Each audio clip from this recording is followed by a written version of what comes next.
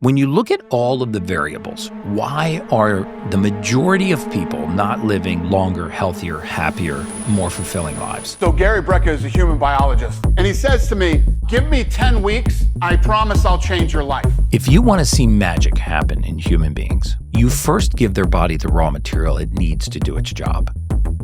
We are not a collection of goals. We're not a collection of priorities. We are a collection of habits. What would you say are the biggest health scams that have been debunked that people continue to believe? These are the kinds of questions we should ask ourselves. Why is it that I'm needing an energy drink in the middle of the day? What does my sleep look like? Did I exercise this morning? Most people die in their 70s and leave this earth in their 80s. What we're talking about at a minimum is extending your health span to match your lifespan. The diet secret is to eat whole foods, not processed foods. But the two non-negotiables in living a long life. Gary Brecka, thank you so much for coming on the Iced Coffee Hour. Yeah, I'm so excited to be here. Really appreciate it. So you used to predict exactly when people would die. How accurate were you, and what did you learn about the biggest killers? So predicting life expectancy to the month is what I did, and I didn't do it on my own. There was a team of people that put these models together. I mean, it's actually a very sound science. I get a lot of flack for saying that the team I was associated with could predict mortality to the month, but it's some of the most accurate science in the world. If you look at the voluminous amount of financial services instruments, annuities, reverse mortgages, life insurance, all of this entire category of financial services instruments are based on mortality. How many more months does somebody have left on Earth? So, for example, all your listeners that are listening to this right now, men and women, we're all on an actuarial curve. Right. So if you're a 24-year-old female, you have a life expectancy of X. If you're a 54-year-old male, you have a life expectancy of Y, based on a massive population. But if you're a life insurance company and you're getting ready to put $25 million or $50 million worth of risk on somebody's life, you don't care where they are on that actuarial curve. You want to know their specific mortality. You want to know how many more months does this person have left on Earth. So, for example, there's a whole category of financial services instruments called annuities. Mm-hmm. And an annuity, one type of annuity called a SPIA, is where you write the insurance company a check, let's say for $1 million, and they guarantee you an income stream for life. As long as you live, you're going to get X dollars every single month. I mean, how do you think they determine that payout? It's based on your mortality. And what we used to determine that was big data. So we didn't use randomized clinical trials. We didn't use pharmaceutical data. We didn't use census data. We used big data. Day, date, time, location, and cause of death for hundreds of millions of lives. Triangulate that back into the record and determine what were the actions, what were the markers in this person's blood, what were the lifestyle and demographic data that led to either prolonged or... So how much does something like that cost? Because I look at my parents and family, and I'm curious sometimes, you have to think to yourself, how much longer do you have left with your loved ones? Mm-hmm.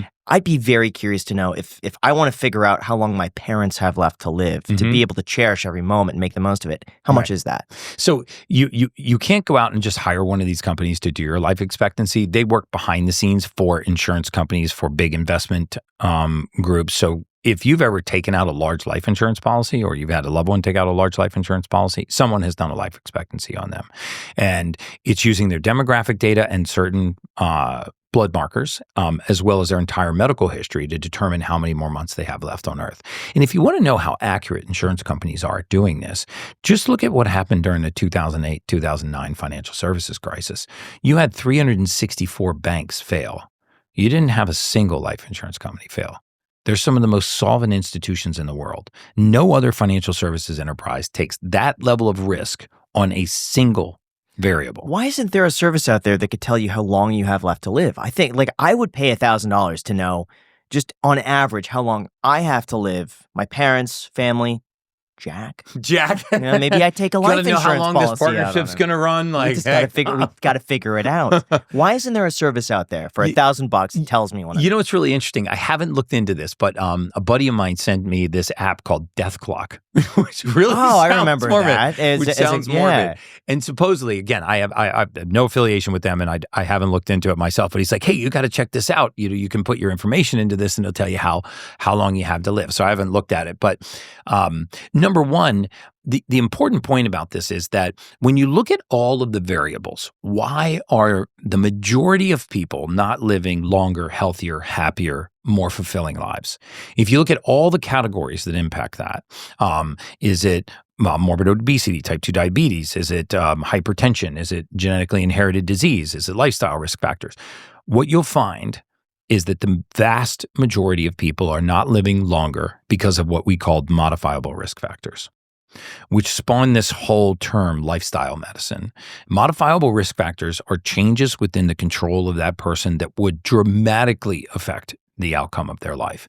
And this is part of the reason why I chose to exit that industry and spend the rest of my life trying to get the word out there on how people can extend their lifespan and extend their health span, because it's all within our control. We have a tendency to believe that medicine and optimal health and disease and pathology, these are all things that are kind of happening to us. They're not. They're things that are happening within us. So if someone were to listen to everything that you have to say and implement it in their lives, on average, how much do you think they could increase their lifespan? 7 years. 7 years, not just to their lifespan, but to their health span. That's the most important thing, is we're not just trying to live longer. I mean, most people die in their 70s and leave this earth in their 80s. Right? Or they die in their 60s and they leave this earth in their 70s. And by that, I mean their health span ends and their lifespan continues for usually 10 years, and it's a prolonged, increasing portion of their life where there's just an increasing level of suffrage until they're gone. What we're talking about at a minimum is extending your health span to match your lifespan, because lifespan's how many years you're on Earth. Your health span is like, how many of those years are you enjoying?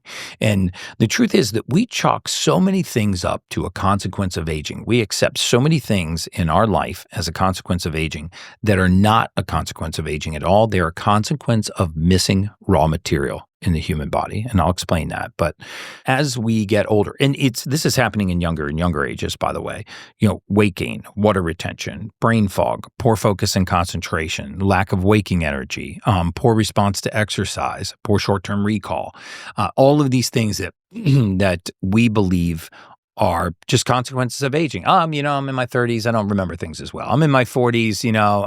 I got a spare tire around the middle, and I've got a little bit of hypertension, and I never really sleep that well. So on that 7-year figure, how do you know that so confidently? It seems like when you give the response, it's like, without a shadow of a doubt, it's 7 years. How do you know? It's an absolute, because in the big data models that we had, towards the tail end of my career, I would go in sometimes and just manipulate the model, because, during my career, I wasn't actually allowed to have any contact with the patient or any contact with the treating physician. And for the record, I'm not a physician. I'm not licensed to practice medicine. And what the law provided for was, when you're applying for a life insurance policy, and someone's analyzing your medical data and your demographic data, they didn't want that person all of a sudden jumping in and taking over your healthcare. But the truth is that even if I saw life-threatening drug interactions in the record, I couldn't contact the patient or the treating physician to warn them. So what would be a life-threatening drug interaction? So 2 different pharmaceutical medications, one prescribed by one physician, one prescribed by another physician, that have what's called a contraindication.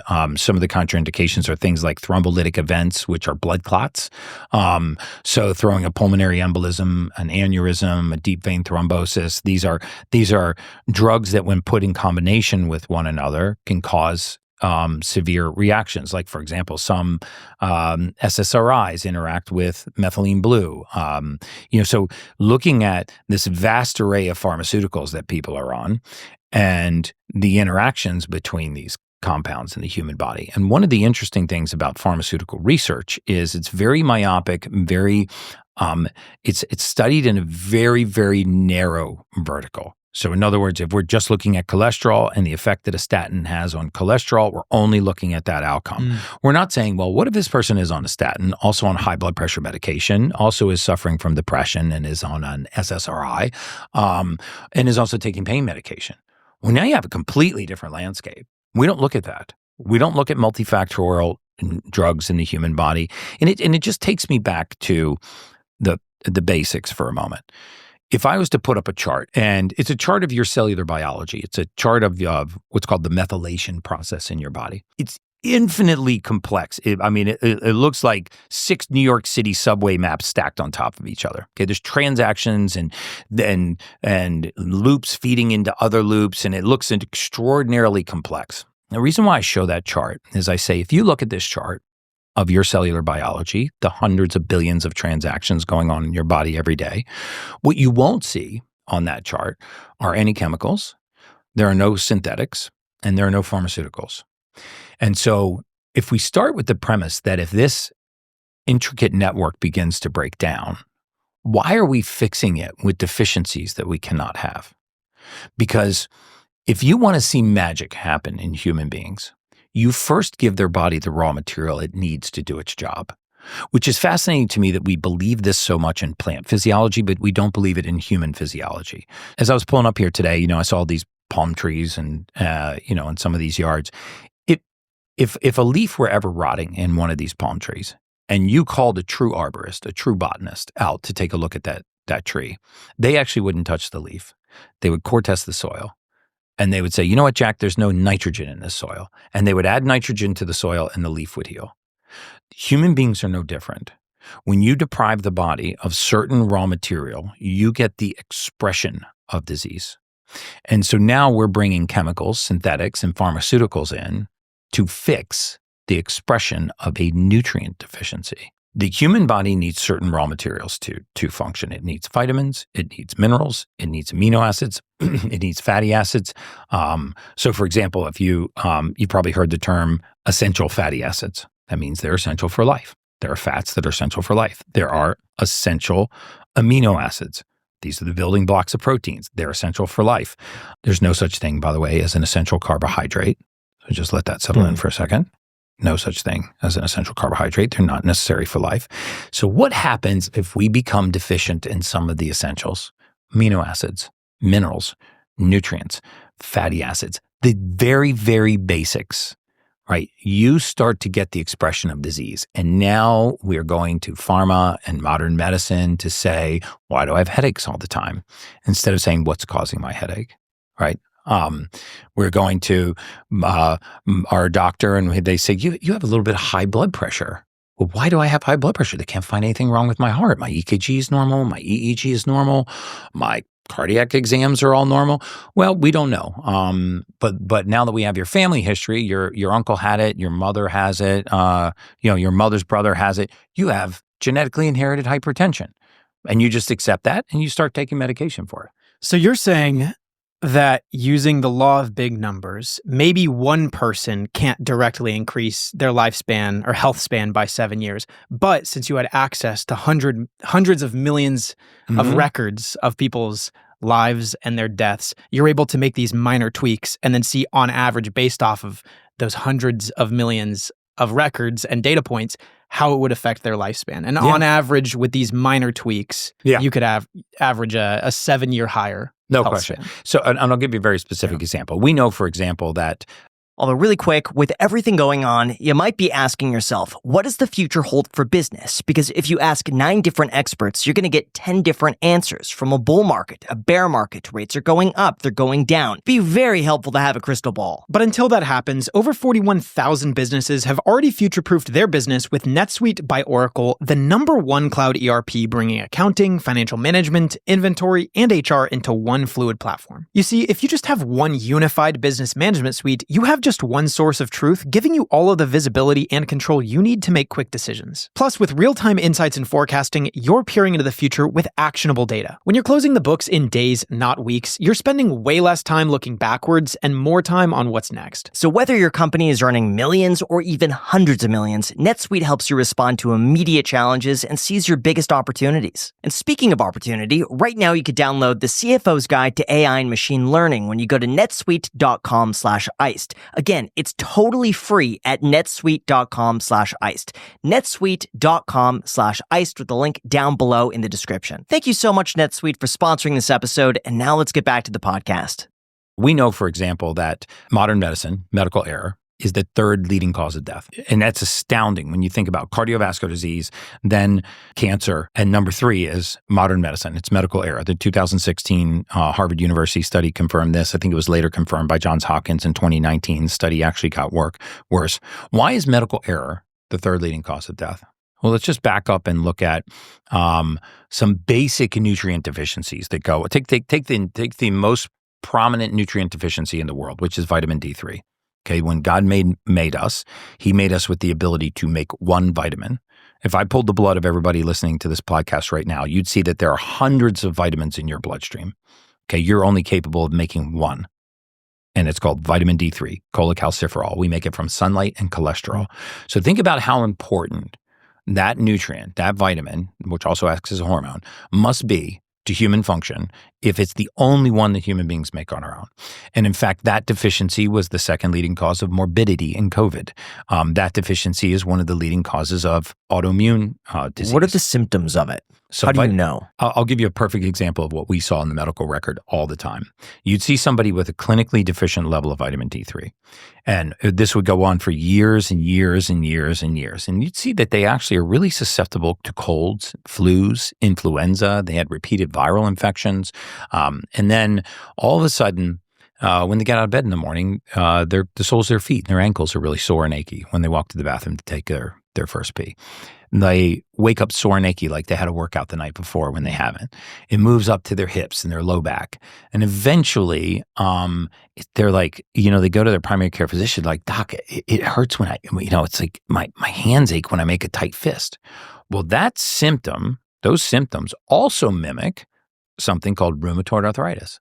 And so now your doctor goes, you know what? You've got rheumatoid arthritis. But don't worry, I'm going to put you on something called a corticosteroid. It's an anti-inflammatory. I'm going to give you this and you're going to be just fine. Well, the problem with corticosteroids is if you start a corticosteroid, our records showed that you had 6 years and 1 day until you were having a joint replacement. And what that meant was the corticosteroid first would be anti-inflammatory, but then it would eat your joints like a termite. And so 6 years and 1 day later, you're having a joint replacement. And after a joint replacement, your mobility starts to go down. And as you become less mobile, you bring in all the diseases that exacerbate with reduced mobility. So if you rewind this back, you had a nutrient deficiency, and one of the most common deficiencies in the world. 50% of the world's population is deficient in vitamin D3. 85% of the African American and dark-complected Latinos are deficient in vitamin D3. And it's manifesting as something else. Now you've been diagnosed with a condition you don't have. You've been put on a medication that wasn't required, which forced a surgery that was unnecessary, which reduced your mobility and brought in diseases from your future that you never would have had. And you ended up succumbing to a disease that you never should have had because of a surgery that was unnecessary, because of a medication that wasn't needed, because of a diagnosis that was wrong. It was a nutrient deficiency. Is it possible then to game this system with an annuity? Like, let's just say you take out an annuity at 65 years old, you're pretty unhealthy, and then all of a sudden you get really healthy, and then you live as long as possible. Is that doable? Yeah, that's doable. But here's the sad truth is that the vast majority of people will not do that. What the data says is that the most difficult thing for people to do is develop new habits later in life. We are not a collection of goals. We're not a collection of priorities. We are a collection of habits. So if you have the goal of losing weight, but you don't develop the habits of somebody who's losing weight, you'll never lose weight. It will just remain your goal. If you have the goal of being really physically fit or of getting off your medication, but you don't develop the habits of somebody who lives a non-hypertensive lifestyle or a fit lifestyle. So the disconnect is between people's goals and people's habits. And we saw this in the record. And the longer that you had certain habits, the less likely we would give you a chance of reversing those. But I mean, how many times everybody listening to this podcast is like, oh man, I tell my mom and dad just, Mom, stop eating that. Dad, you got to move more. And they're stuck in their ways. We're never changing their habits. He likes to drink his whiskey. He likes his soda. I'm just never going to change his habits. So the outlier is somebody who actually will take responsibility, set new habits, and make true habitual change. So I'm curious, why is soda so addictive? Because that's one of the things that I've noticed is like the Coke, the can of Coke. Why can't people quit soda? So there's a lot going on there, right? So first of all, your brain is crack addicted to sugar. Okay. And your brain is like the little Kim Jong-un of dictators. It sits up there, takes everything for itself. It's nasty. If it wants calcium, it'll strip it from the bones. If it wants amino acids, it'll strip it from lean muscle tissue. If it wants sugar, it will activate certain receptors. I think the one on the back of the tongue is called the RF1A2 receptor, and it will give you a dopamine reward for giving it sugar. It will actually drug you to give it sugar. And the way that it drugs you is it releases a little burst of dopamine, which is a mood enhancer. And so you don't actually like the soda. You're addicted to the soda. And this is by design. There are entire laboratories full of PhDs that are doing nothing but studying the dopamine release cycle so that certain chemicals and certain artificial sweeteners will ding that dopamine receptor and make you feel better. That phone, there is more research done on that phone on how to keep your attention span in that phone by giving you constant dopamine rewards and using wavelengths of light to keep you alert and awake, certain wavelengths of blue light, to raise your cortisol, creating a stress response, and to heighten the dopamine response. So now if you're awake and alert and rewarded, you're going to spend a lot of time inside this phone, this little screen. And so part of one of the challenges that we face is, we were not, I don't believe in evolution, but I'm just going to use this term. We weren't evolutionarily designed, ancestrally designed to spend all of our time inside of this little 6x4 square. And yet we do, because there's so much excitement in there. There's so much of a reward, dopamine reward. There's so much blue light that gives me a sense of feeling awake. And so part of the challenge that we face is, how do we just develop new habits? Like, for example, there is no question at all that sleep is our human superpower. It literally is our human superpower. And if you were to put 100 people in a room and you were to ask these people, I do this with young entrepreneurs all the time, what's more important to you, your health or your wealth? Your business or your biome? Everybody says, man, my health is so much more important than my business. Being healthy and being physically fit, or being, not being sick is more important to me than my business. And I'll bring them up on stage and I'll say, what kind of business do you run? Oh, I have a online marketing agency. Great. How many employees do you have? 9. What's your revenue per month? $660,000. What's your average revenue per employee? $72,400. Great. What's your hemoglobin A1C? Their face goes blank. What's your testosterone level? What's your vitamin D3 level? So we know more about the income statement, the balance sheet, and the P&L of our businesses than we do about the income statement, the balance sheet, and the P&L of our bodies. And this is our temple, but we don't treat it like a temple. Right? We let thieves into the temple.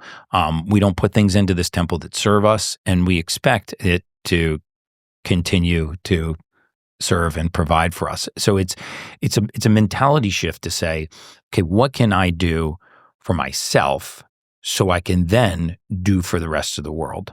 Yeah. And if I had to pick one thing, it would be sleep. I mean, the first thing I do when I work with anyone, an athlete or any of the clients that I'm well known for, quote unquote, changing their lives, the first thing I fix is their sleep.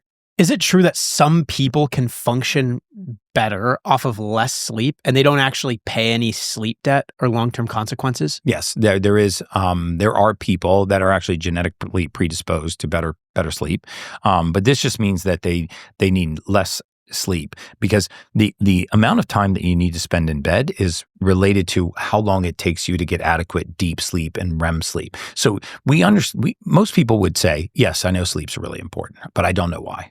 Right. And so what happens during sleep, especially deep and REM stage cycles of sleep, that's so important? Well, during deep sleep, there's a very specific activity that's going on. First of all, this is when most of our hormones are made. A lot of young menstruating women that have really terrible sleep will be pre-diabetic, even though they're not eating an unhealthy diet. So during deep sleep, there's an area of the brain called the glymphatic system. We all know what our lymph nodes are, because they swell up when we get a sore throat and you touch your neck and it's really sore. Okay, those are your lymph nodes. That's the waste elimination system for the body. In the brain, you have a waste elimination system called the glymphatic system. This is the trash removal part of the brain. It is active during deep sleep. So if you're not getting deep sleep, your brain is not eliminating waste. It's not repairing. It's not detoxifying. It's not regenerating. So why, when you get a poor night's sleep, do you wake up foggy? Well, your brain's inflamed because of accumulated waste.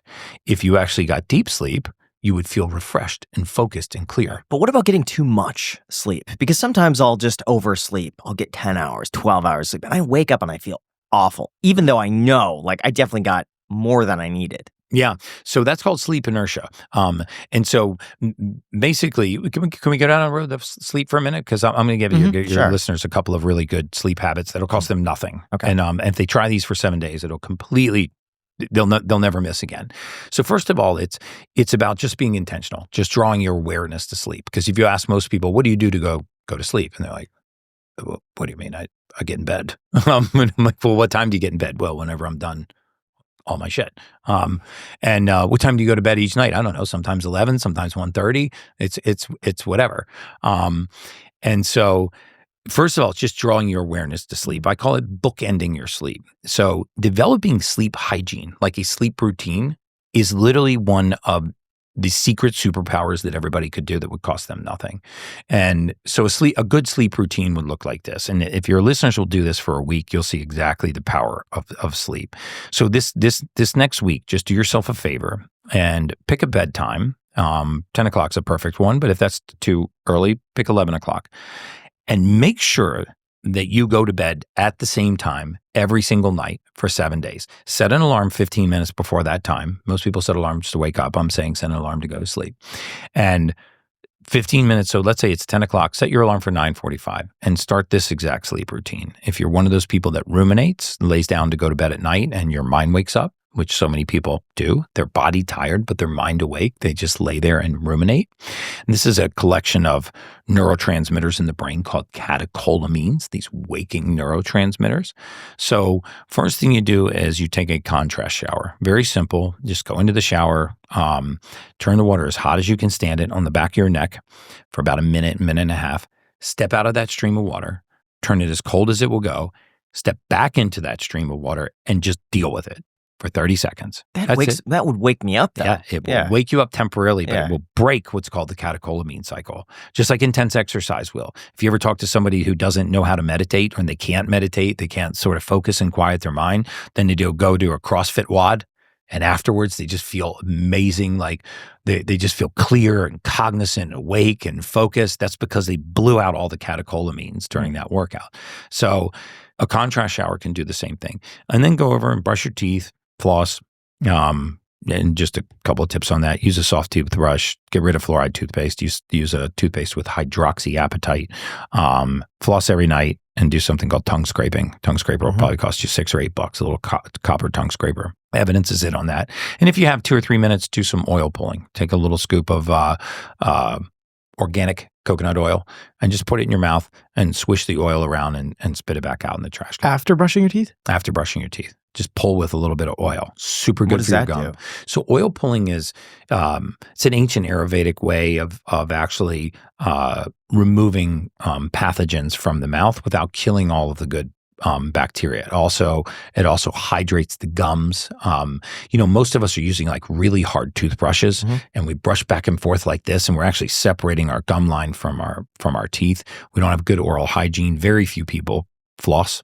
And if you look at the connection between the oral cavity and the rest of our biome, we're not really connecting some of the conditions that we have to our teeth, right? We're not connecting the root canal that we had 5 years ago, which leaves dead tissue in the body, which has now become necrotic and has an infection called a cavitation. We're not connecting that to our early onset cardiovascular disease, our hormone imbalance, our brain fog, our consistent headaches.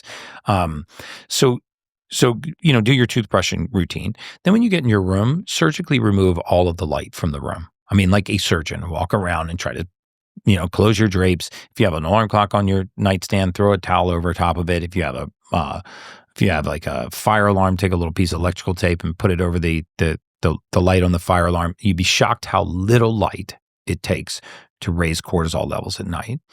If you are going to be on your phone at night in your bed, which I don't recommend, but if you are, just go into your settings and set the red screen so that you actually are not looking at blue light raising cortisol, you're looking at a red screen. Make the room as cold as you can stand it. 68 or 69 degrees Fahrenheit is actually really good for sleeping. And then when you get in bed, invest in an $8 eye mask, a simple, soft eye mask, not the ones with the little Velcro straps that irritate you, but a nice, fat cotton eye mask. When you get in bed, just start a series of long, slow, deep breaths in through your nose, pause, and out through a straw in your mouth. And while you're doing that, every time a thought comes into your head, just grab that thought and pull it down into your lungs and literally breathe that thought right out of your body. You won't make it to 10 breaths and you'll fall asleep. And the point of developing this type of sequential sleep routine is that our bodies crave routine. One of the things that's happened as we've gotten more and more detached from Mother Nature is we're completely out of sync with the circadian cycle of the earth. We've lost a lot of connection. We lost a lot of connection with each other. We've definitely lost our connection to Mother Nature. And what the Blue Zone research tells us is that this is a non-negotiable. Right? I mean, if you look at dieting across the blue zones, there's no continuity between diets. Nobody can make an argument that keto, paleo, pescatarian, vegan, vegetarian, diet is the diet to live a long life. That's patently false. If you go to Sardinia, you've got high carbohydrate consumption, ultra long life expectancy. You go to Singapore, you've got very high meat consumption, ultra long life expectancies. You go to the Mediterranean, you have high oil and fatty fish consumption, ultra long life expectancy. The diet secret is to eat whole foods, not processed foods. But the two non-negotiables in living a long life were sense of community and purpose and mobility and exercise later in life. And by community and purpose, that's part of what I'm talking about is our connection back to Mother Nature. So when you get in bed, do this breathwork exercise. You won't make it to 10 breaths. After you do this for 7 days, you're going to be shocked how good you start to feel.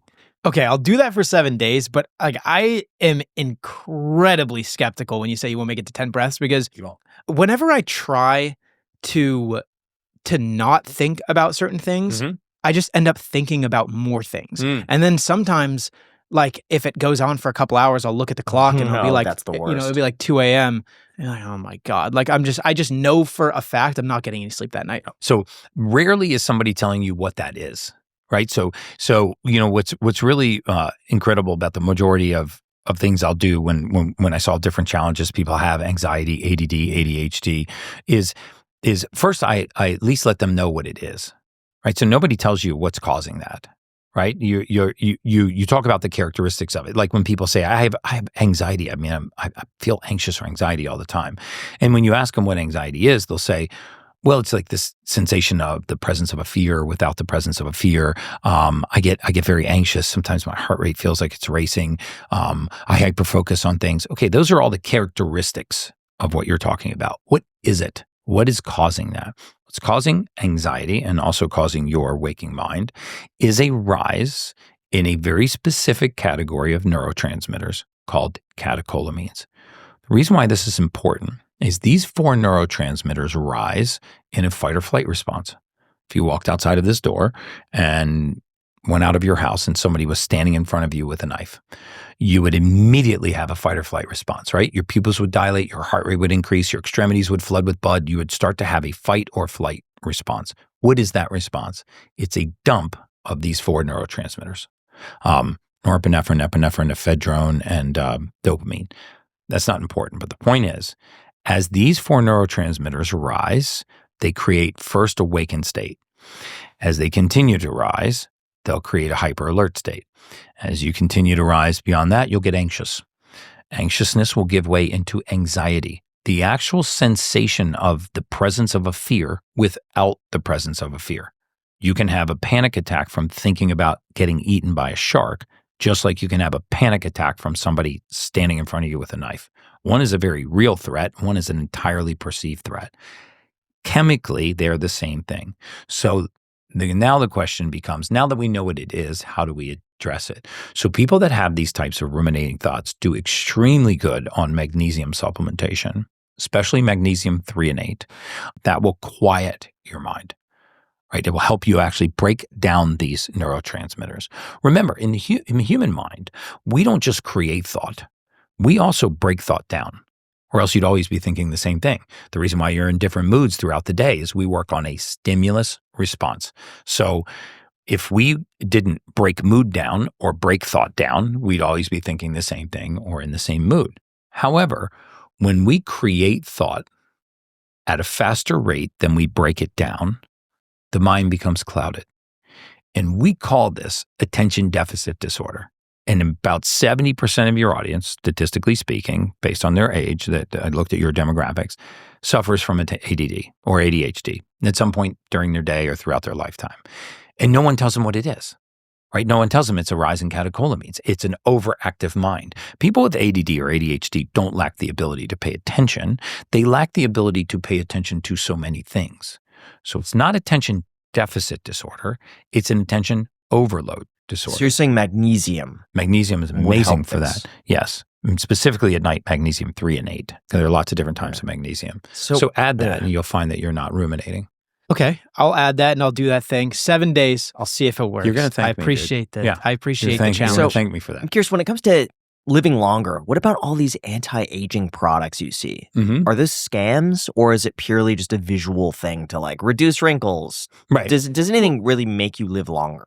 Now, when it comes to running a website, I just got to say that it could be difficult to figure everything out. From SEO, traffic, uptime, security, sometimes hosting could just flat out be difficult. There could be slow speeds, confusing dashboards, and when something goes wrong, good luck getting help. But that all changes with our sponsor, Kinsta. If you need WordPress hosting that just works, Kinsta takes care of everything so you can just focus on growing your business, not fixing your site. Kinsta offers blazing fast speeds with 37 global data centers, meaning your website is going to load crazy fast, which is great for SEO and keeping visitors around. And when it comes to security, Kinsta has enterprise-level protection, so you don't have to stress about hacks or any downtime. Not to mention, their dashboard is modern and intuitive, so you don't have to deal with any more outdated, clunky interfaces. And another cool thing is, if you ever need any help, you're talking to real WordPress experts 24/7. It's no AI chatbots, just real humans that actually know what they're doing. So if you're tired of dealing with hosting issues, switch to Kinsta today to get your first month for free. All you got to do is go to kinsta.com/ICH to get started. Once again, that is KINSTA.com/ICH, kinsta.com/ICH. Thank you so much to Kinsta for sponsoring this episode. Does anything really make you live longer? Yes. I mean, some are and some aren't, right? I mean, I think that if you look at the broad array of all of the anti-aging devices that are out there, and if you want to get paralysis of analysis, just Google anti-aging devices, right? I mean, you'll be down so many rabbit holes. So where I start with these devices are, what are the devices that most closely mimic what we get from Mother Nature?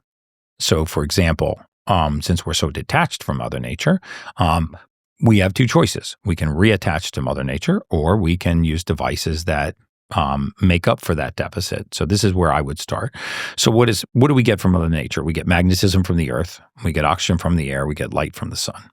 I don't think that we emphasize the importance of these three things enough. I mean, earthing and grounding is actually a very real thing. People want to poo-poo it as some kind of Indian voodoo science. It's not. When you take your shoes off and you touch the surface of the earth, there is a low Gauss current that the earth has, and by making contact with it, you actually change the physiology in your body. What does it matter what you step on? Like, do I need to step on grass or sand. Dirt? Yeah, dirt, but grass, not concrete. Sand, not if I step on concrete, usually concrete will not be grounded. Why is that? Which is because it's insulated from the earth. Sometimes there's enough rebar in there that it's grounded. But I'm talking about dirt, grass, sand. So how do you mimic the low Gauss current of the earth? This is where PEMF mats come from, pulse electromagnetic field, right? So people buy these PEMF mats and put them in their beds. Grounding mattresses are very good for your bed because a lot of us, especially people that are living in condos, are not in contact with the surface of the earth. You can use grounding sheets. You can use a PEMF mat. But if you don't want to spend the money on that, take a few minutes and take your shoes off, touch the surface of the earth. Is it just a few minutes is all you need? Less than 6 minutes. And what are the actual benefits that you will see from grounding? So to be hyper specific, you will repolarize the surface of your cells. So for example, if I was, and I've done this hundreds of times, if you go on my Instagram, you'll see I've got videos of doing this. I'll take my production manager. He's always my guinea pig. Sorry, Max. And I'll prick his finger and I'll put a drop of blood on a slide and I'll actually show you under a microscope what his blood looks like in real time. And what you'll see is all the red blood cells, they start to get stuck together and clumped up. And why is that? Because if you take a red blood cell or a sphere and you actually have two of these side by side, if they have the same charge, they can't touch, like two north poles of a magnet. As soon as they get opposite charges, they attract. And once they attract, they stick together and they get clumped up. Well, as we get less and less in contact with the earth, we build up this charge in the body and our cells start to stick together and get clumped up.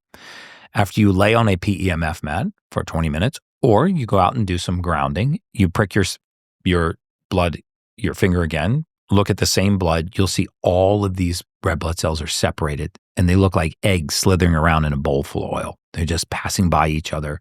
You've opened up all of that surface area. I mean, these little things for your cellular biology, that will cost you nothing. What about going in the ocean? I feel like every single time I go into the ocean, I feel that is the quickest that I will ever feel better. And a lot of the times, if I'm sick and I go into the ocean, I notice that my sickness gets dramatically better a lot faster, especially if I go surfing or I spend a good amount of time just like in the waves and in the water. Well, because you're doing three things. Number one, you're grounding. Probably don't know it. You're getting a high amount of ions, which I'll explain in a second, and you're also getting sunlight. You know, we've been taught to fear the sun. I mean, but if you actually looked at a chart of the parabolic rise of skin cancer, it would be superimposable with the parabolic use of sunscreen. So why have 23 brands of sunscreen been pulled from the market since 2018 for directly being linked to skin cancer? Why did we not have the same rates of skin cancer in the 50s as we do today when we're parabolically using more sunscreen today and getting less sunlight? It's the ozone layer, right? No. The ozone layer is eaten away. Also that we're better UV at diagnosing it now, whereas back in the day, it wouldn't have been so abundantly clear. Well, I don't believe that to be true. I think that what's happened is we eat such a pro-inflammatory diet now. We eat 67% of the majority of our diets is highly processed foods. These are not even foods. We don't eat whole foods. We don't get the right kind of sun exposure. We get no sun, no sun, no sun. Then we go out on a vacation and we just hyperdose ourselves and we get fried. What I'm talking about is, there's a special part of the first part of the day called first light. And this is about the first 60 minutes of the day. There's no UVA and there's no UVB rays during this time of the day.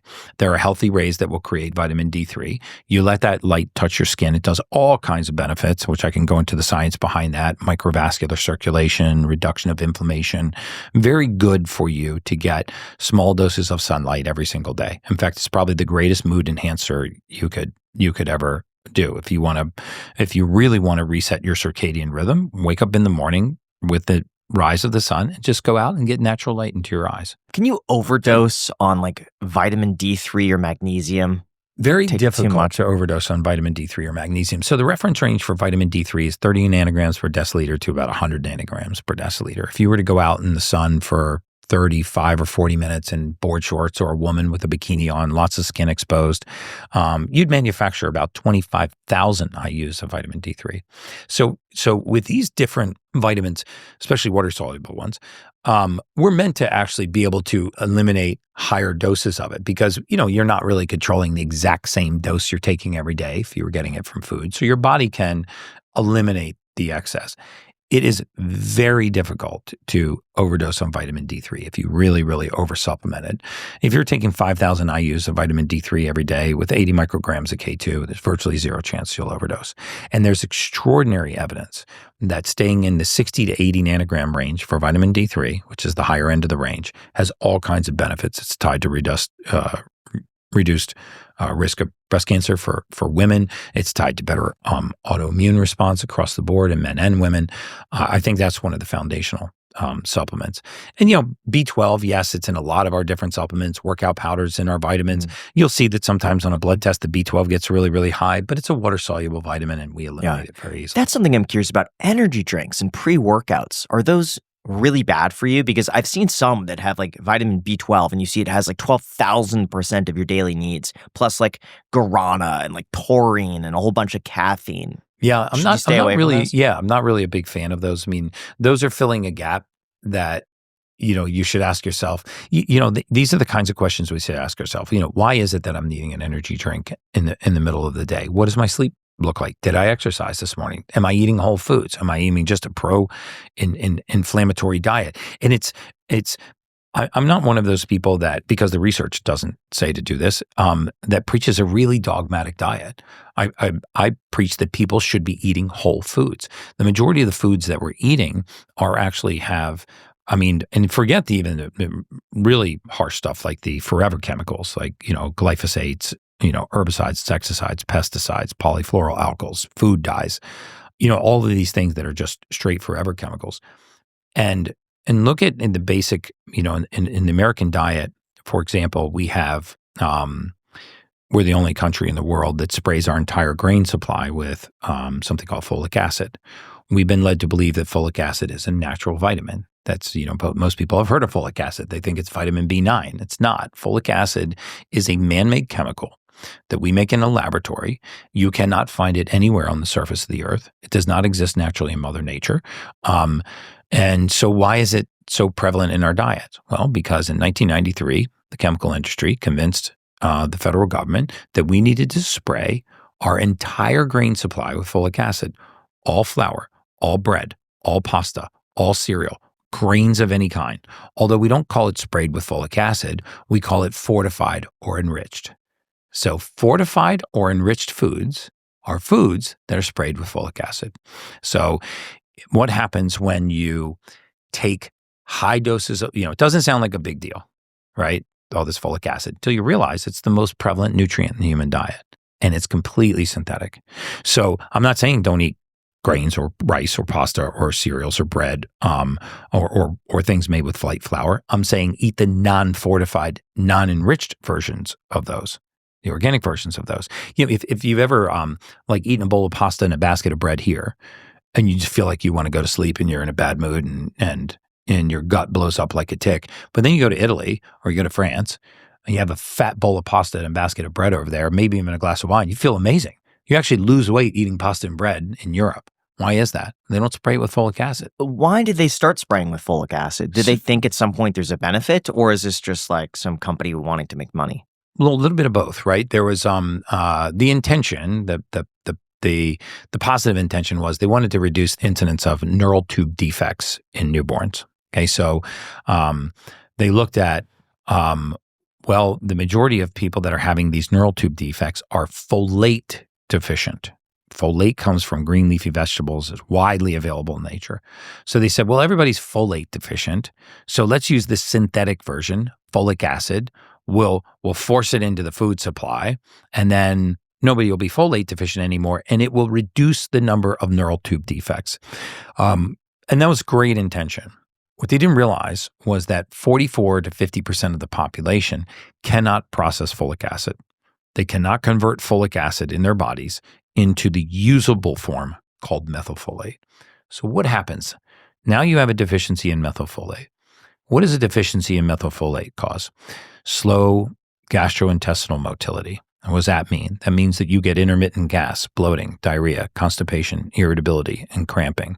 And what happens when you get those symptoms is you go down the road of food allergies and food sensitivities. You get your gut microbiome checked. You go on all kinds of elimination diets. Nothing works because your body is missing the raw material methylfolate because you cannot convert the folic acid into methylfolate. What would happen if instead of taking folic acid, you took the methylated version called methylfolate? Those symptoms would go away. When young women get pregnant, the very first thing their OBGYN tells them to do is to take very high doses of folic acid. Well, half of these women can't process folic acid. So what happens? They develop postpartum depression, which, for the record, begins during pregnancy. It's called postpartum depression, but it's actually a depressive cycle that begins during pregnancy. And then eventually, when the pregnancy ends and they stop taking the prenatal vitamin, the symptoms go away. So they blame it on the pregnancy, not on the vitamin. So if we would, understanding human physiology, the solution is not a synthetic chemical. The solution is the nutrient the body needs, which is called methylfolate. So if there are any young women that are planning to get pregnant listening to this podcast, don't take a prenatal that has folic acid. Take a prenatal that has methylfolate. Your chances of postpartum depression go down. Your chances of improving the neural tube activity for your baby, which is what you want to do, go up. And you should have a happy pregnancy. So we're going to introduce an idea called the 80-20 rule. I'm sure a lot of you guys are familiar, but if you aren't, that basically means that 20% of your action has 80% of the results. So if you were to say 3 to 5 things, maybe applying to the 80-20 rule to this, what would you say are the things people should do right now to increase their lifespan or health span? So number 1, fix your sleep. And if nothing else, start drawing attention to your sleep. Be intentional about your sleep. Number 2, I would say, is develop a whole foods diet, right? A whole food diet means that you are eating foods as close to their natural form as possible. Meat, fish, chicken, eggs, avocado, coconut oil, olive oil, nuts. And super important, permanently eliminate tap water and seed oils from your diet. I mean, we know that tap water with fluoride and chlorine has forever chemicals in it, polyfluoral alcohols, all kinds of things. Most people don't even know that fluoride is actually not fluoride for your teeth. It's fluorosilicic acid, which is the waste product from phosphate fertilizer production. We produce billions of metric tons of phosphate fertilizer in this country every year. We have to remove something called fluorosilicic acid from that, or it will kill the plant. That's a waste product from that industry's production. We take that fluorosilicic acid, we dump it into our municipal water supply as fluoride. It is a neurotoxin, and it has been tied to decreased IQs as you increase the amount of fluoride in your water. Chlorine, which I get it, is used to sanitize and kill pathogens. There is still high amounts of chlorine in our tap water. So if you want to do just a couple of things, a couple small shifts that will make dramatic shifts in your cellular biology. Number 1, focus on your sleep. Be intentional about sleep. Number 2, eat a whole food diet. Number 3, get rid of seed oils and tap water in your diet, and focus on eating whole foods. That's where I would start. Secondly, I would look at your supplementation routine. You should be taking a methylated multivitamin, vitamin D3, an omega-3 fatty acid, preferably one from a black seed oil or from small fish. Taking an omega-3 fatty acid, and also prioritizing protein. Those are where I would start with diet and lifestyle. And then I would make exercise non-negotiable. And by exercise, it doesn't have to be like intense, like massive hits cardio and intense weight training. Walking is probably the most underrated exercise in the world. It reduces improves your insulin sensitivity. It allows your muscles to absorb glucose like a sponge. If you only have a short period of time to exercise, weight training, hands down, is better than cardiovascular training across the board in nearly every study that I've looked at. So if you only have a short period of time, try to lift weight. Yeah, for tap water, what about having a Brita? Like you fill up those little Brita things and pour it Brita, from there. Brita one, I used to be a big fan of Brita, but actually after looking at some of the water testing on it, it's sort of gimmicky. It's a sediment filter. But the particulate matter you really want to get out of the water, the polyfluoral alcohols, the fluoride, the chlorines, microplastics, those kinds of things, you're not going to get out with a Brita. What about reverse osmosis? Reverse osmosis is amazing. So if you get a RO filter, like a 4-stage RO filter, that's incredible. Remember that you have to remineralize that water. My favorite 2 biohacks right now that are very inexpensive are something called H2 tabs. It's putting hydrogen gas in your water, and something called Baja Gold sea salt. It's just a mineral salt. It's like a Celtic salt or a pink Himalayan sea salt. So many of us are mineral deficient. Like we don't realize how mineral depleted our soil is, and we actually don't put minerals in our body. So the one of the best things you can do first thing in the morning is take an 8-ounce glass of water. You can put one of these hydrogen tablets in there. It's pressed elemental magnesium. Drop it into the water. It will fill that water with hydrogen gas, and then add about 1/4 teaspoon or a full dropper of Baja Gold mineral salt. and this will get you all of the trace minerals that your body needs. Stir it up and just whack it back. You will never do anything else with your morning routine because that immediate reduction in inflammation, hydrating and mineralizing the body will make you so clear, so cognizant, so awake when you transition into the day that morning. You'll start to feel the power of just putting mineral hydration and reducing After what, like 30 minutes, an hour? No, 2 minutes. I would love to try it. What do you think about LMNT? Those little like Yeah, so packets that LMNT, just like a lot of other electrolyte supplements, they focus on the big ones: sodium, magnesium, potassium, right? But the truth is, there's a whole host of trace minerals that we desperately need: boron, manganese, molybdenum, silica, selenium. There are so many minerals that we need. For example, most people think that our bones are made of calcium. They're not. Our bones are calcium combines with something called phosphorus, and it forms something called hydroxyapatite. Your bones are hydroxyapatite. They're very strong, but calcium is only one component. In order for this to happen, you need 12 minerals, right? If you are missing any one of these 12 minerals, your bones will not mineralize. So if you're missing magnesium, molybdenum, silica, selenium, boron, iron, any of this silica, any of these 12. So in the morning, if we hydrated and mineralized our bodies, like a bag of Baja Gold Salt will probably cost you, I don't know, like $12, and it will literally last you 5 years. So that remineralizing first thing in the morning is so important. The hydrogen tablets that effervesce into hydrogen gas, that hydrogen gas, when you put it into the body, because it's the lightest element in the universe, it's the most prevalent element in the universe, it goes right across the blood-brain barrier and has dramatic effects on the inflammatory process in the body. Most people don't realize that 70% of our circulation is not actually done by our heart. Our heart circulates about 30% of the blood in our body. 70% of our circulation is done by an activity called vasomotor or vasomotion. Think of a snake swallowing a mouse, right? So there's no pressure going in the snake's mouth. It's a muscular contraction. So it's a wave-like motion. So if you want to cater to that part of your circulatory system, which is the vast network in your brain, you need to reduce the inflammation. One of the safest ways to do that is with hydrogen gas, in my opinion. So hydrate, mineralize, first thing in the morning. Sometimes you'll feel like you won't even need coffee. You'll be so clear and so awake just from reducing that inflammation. If you personally could go back to yourself at 20 years old, what's one thing that you would have told yourself? Stop drinking so much. It would be the alcohol. Yeah, probably be the alcohol. Like I've come full circle on alcohol. And I did some other things I'm not particularly proud of in the nightclub days, but alcohol, it's not the alcohol. It's what the alcohol becomes.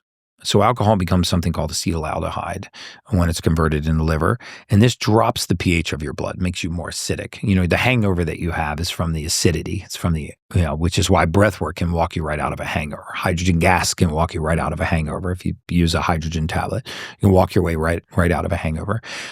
It's that inflammation, that vasoconstriction. In fact, interestingly, most people that suffer from headaches, especially chronic migraines, there's a really interesting study in the Wiley Journal of Headaches where they actually looked at migraine headache sufferers and found an inverse relationship between sodium and migraine headaches. So in other words, as sodium went up, migraine headaches went down. As sodium went down, migraine headaches went up. And what was the reason for this? Because most people think that the headache is coming from their brain. That's not true. There are no pain receptors in the brain. The brain is actually not capable of generating a pain signal. So nothing that you're feeling when your head hurts is your brain. There's a covering over the brain called the dura. And this, imagine saran wrap stretched over the top of your brain, right? And the dura is fraught with pain receptors. And it hates two things. It hates being stretched and it hates being contracted. What determines whether or not it's stretching or contracting? The sodium gradient. It's called osmosis. So very often you can put, and don't take my word for it, please go to the Wiley Journal of Headaches and read this study. 3,919 participants, I think, in this study. It's a very, very well structured meta-analysis.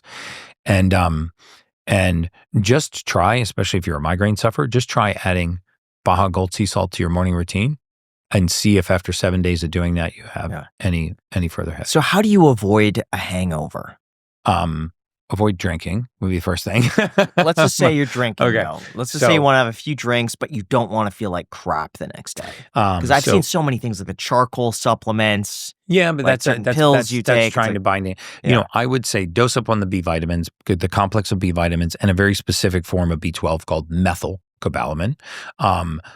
Hydrate while you're drinking. And in the morning, same exact thing. If you want to get rid of a hangover, the worst hangover of your life, in 10 minutes, this is how you do it. You take 10 ounces of water, put in hydrogen, an elemental magnesium tablet that will effervesce into hydrogen gas, add a mineral salt. You can use Celtic salt. You can use Baja Gold sea salt. I would prefer that, not a partial supplement that just has potassium, magnesium, and sodium. Use a real mineral salt. Whack that back, and then go outside preferably and just do a short round of breath work. Try doing 5 obnoxiously deep breaths, followed by a very long pause on the exhale. And I'll explain why. And when I mean obnoxious, I mean obnoxiously deep breaths. Get a lot of oxygen into your lungs. On your 5th exhale and hold your breath as long as you can. The reason for that is that carbon dioxide is the main vasodilator in the human body. We think it's nitric oxide. It's not. It's carbon dioxide. The reason why you get vascular during exercise is because of the CO2 going back to the heart or going back to the lung. And so if we hold our breath, what will happen is the CO2 will build up. You will get a vasodilation. And then when you breathe in again, that oxygen will smack the tissues.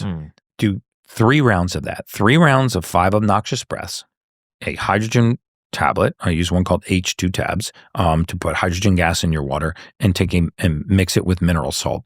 Your hangover will be gone in 10 minutes. I don't care how hard it is. Now, what about if you get a really bad night of sleep? Because sometimes we'll be traveling. We'll get to the East Coast and it's like 2:00 in the morning there, and we got to be up at 8 for a podcast.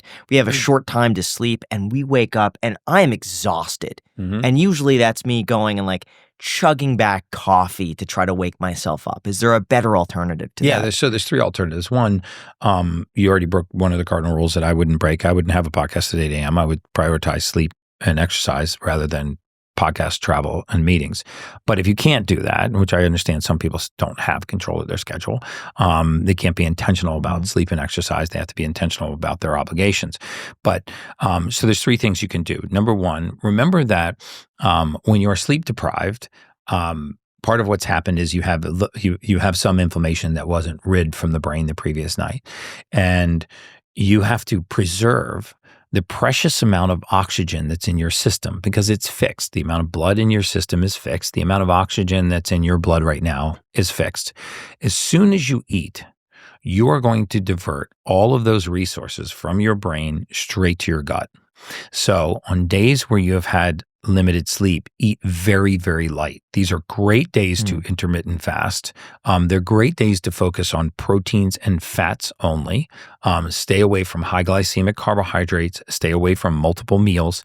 Eat light, and when you eat, just eat proteins and fats. So for example, if you're going to eat in the morning, have scrambled eggs and slices of avocado with some sea salt or maybe some olive oil.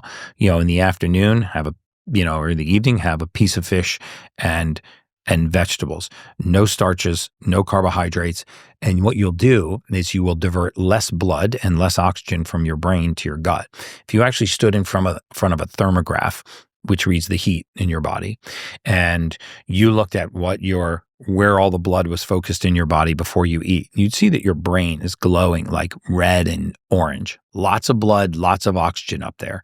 Then you stuff this 30-foot long tube, which your intestinal tract is, full of food, especially high carbohydrate food, and your blood will all divert to your gut and it will power you down. You will be so sleepy. You'll be exhausted. Yeah. It will make you more foggy. So that's interesting. So I've noticed I don't work as well after I eat. I just don't have the energy. So what I found is when I wake up, the only thing I could do if I want to optimize for like just productivity and efficiency is I make a coffee, I put in some protein powder in there and a few other a creatine supplement, mix it up. And that's all I eat until about 1 or 2. Perfect. Because if I eat, I just get tired. Is that the reason why, or is it like what I'm eating? And I try to eat healthy. Yeah, it's exactly why. You've just diverted all that blood to that 30-foot long conveyor belt. And if you look at 30 feet of intestinal tract, you'll see that it's just enveloped with blood vessels, right? So when you divert all that blood, guess what goes with it? The vital oxygen, which you perceive as energy. When you say, Gary, I had a lot of energy today, physiologically what you're saying is, I had a lot of oxygen in my blood today. So if oxygen equals energy, which it does, then if you want more energy, you need more oxygen. So how do you get that in your blood? You stop diverting it to the gut.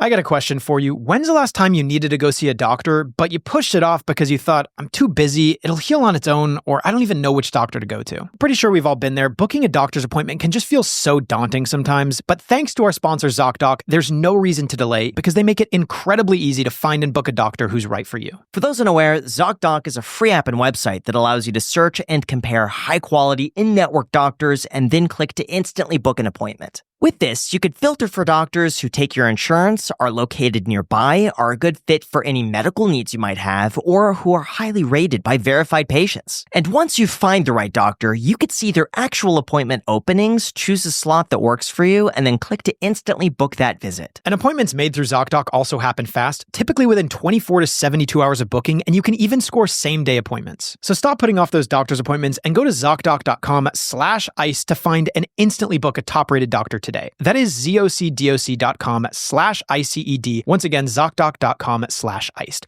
Thank you so much, ZocDoc, for sponsoring this episode. I got a surprise for you. Got a gift. And I've never got a pair of these in my entire life. So let's open it up and let me show you. All right, so you're going to be the first to be able to see these. Oh, wow. They make these so nice. Haha, look at this. That is so cool. This pair of cowboy boots is from our sponsor, Tecovas. They craft quality Western boots for everybody, from generational ranchers and lifelong cowboys to first-time boot buyers like myself. The brand was born in Texas in 2015, and each one of these handcrafted boots is made with over 200 steps involved in the process. Esquire loves them. They say, there's a reason we keep coming back to Tecovas. And I love them because of the craftsmanship, the quality, the comfort, and also just how cool they look. Plus, with Tecovas' Best in the West guarantee, you'll get free returns or exchanges for 30 days. Y'all better get a pair. Plus, right now, you could get 10% off when you go to tecovas.com/iced and sign up for their email and text. That's 10% off at tecovas.com/iced, tecovas.com/iced with the link down below in the description. See their website for details. Tecovas, point your toes west. Thank you so much, and now let's get back to the podcast. Are there certain supplements that people take that are completely useless? Yes, there are lots of supplements people take that are completely What are useless. some of the most common useless supplements? Cyanocobalamin form of B12 in a lot of multivitamins. Some multivitamins are completely useless? Some multivitamins are completely useless. So, for example, let's look at the category of probiotics. So what are probiotics? Probiotics are bacteria.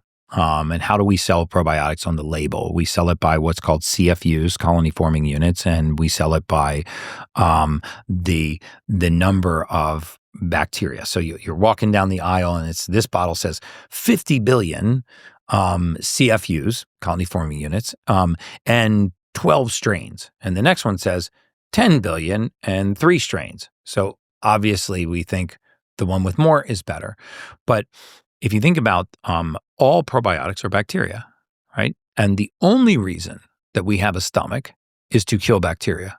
That's the role of the stomach. The stomach's role is to be the gateway between your oral cavity and your intestinal tract and to kill bacteria before it gets into your body. And so if all probiotics are bacteria and the stomach designed to kill bacteria, then guess what happens when you take a probiotic that's not protected from stomach acid? That capsule dissolves and you bathe all of those probiotics in stomach acid and you pass dead bacteria into your stomach. So the majority of probiotics do not account for stomach acid. So they don't have a capsule that protects them from the stomach acid. So they pass into the intestine as dead bacteria.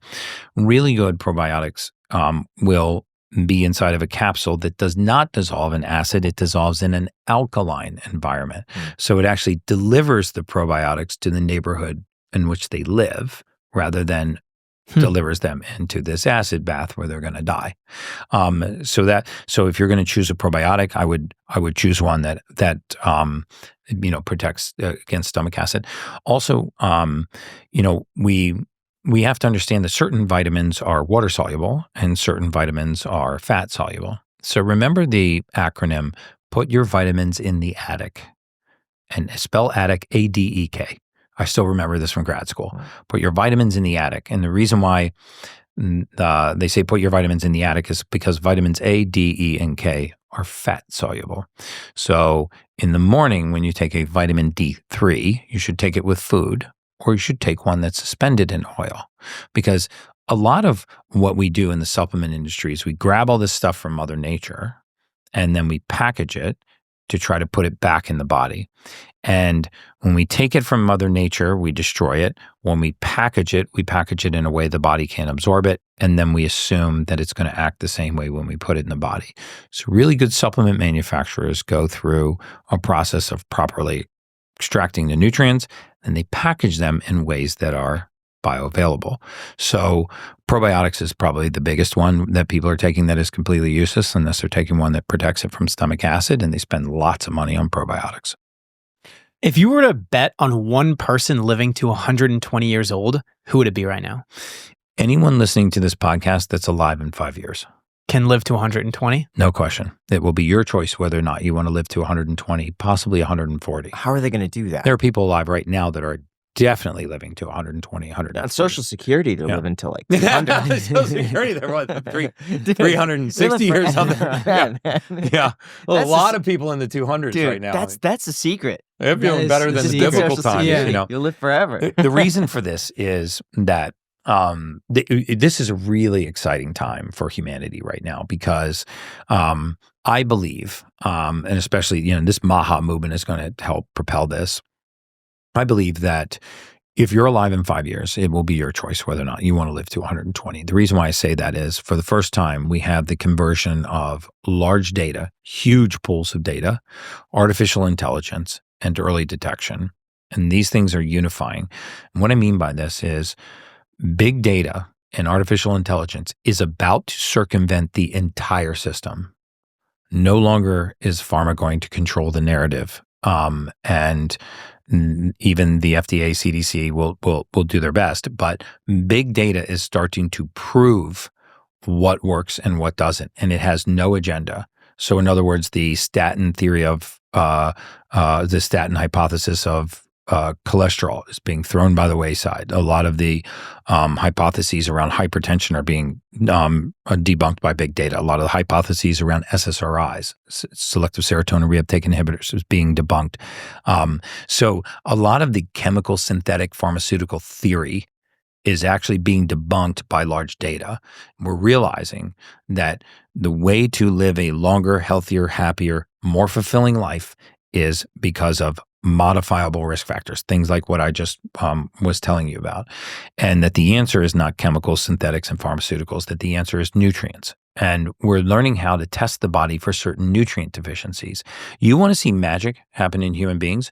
You give their body the raw material it needs to do its job. I think the most undiscovered things are things like mineral salts. Hydrogen gas, I think hydrogen water tablets will be as common as a multivitamin in 10 years because the research proves that this element can not only reduce inflammation, lengthen telomeres, improve circulation, improve the absorption of our vitamins, our minerals, our amino acids. It's so prevalent and it's so harmless. We can soak injured limbs in this kind of water.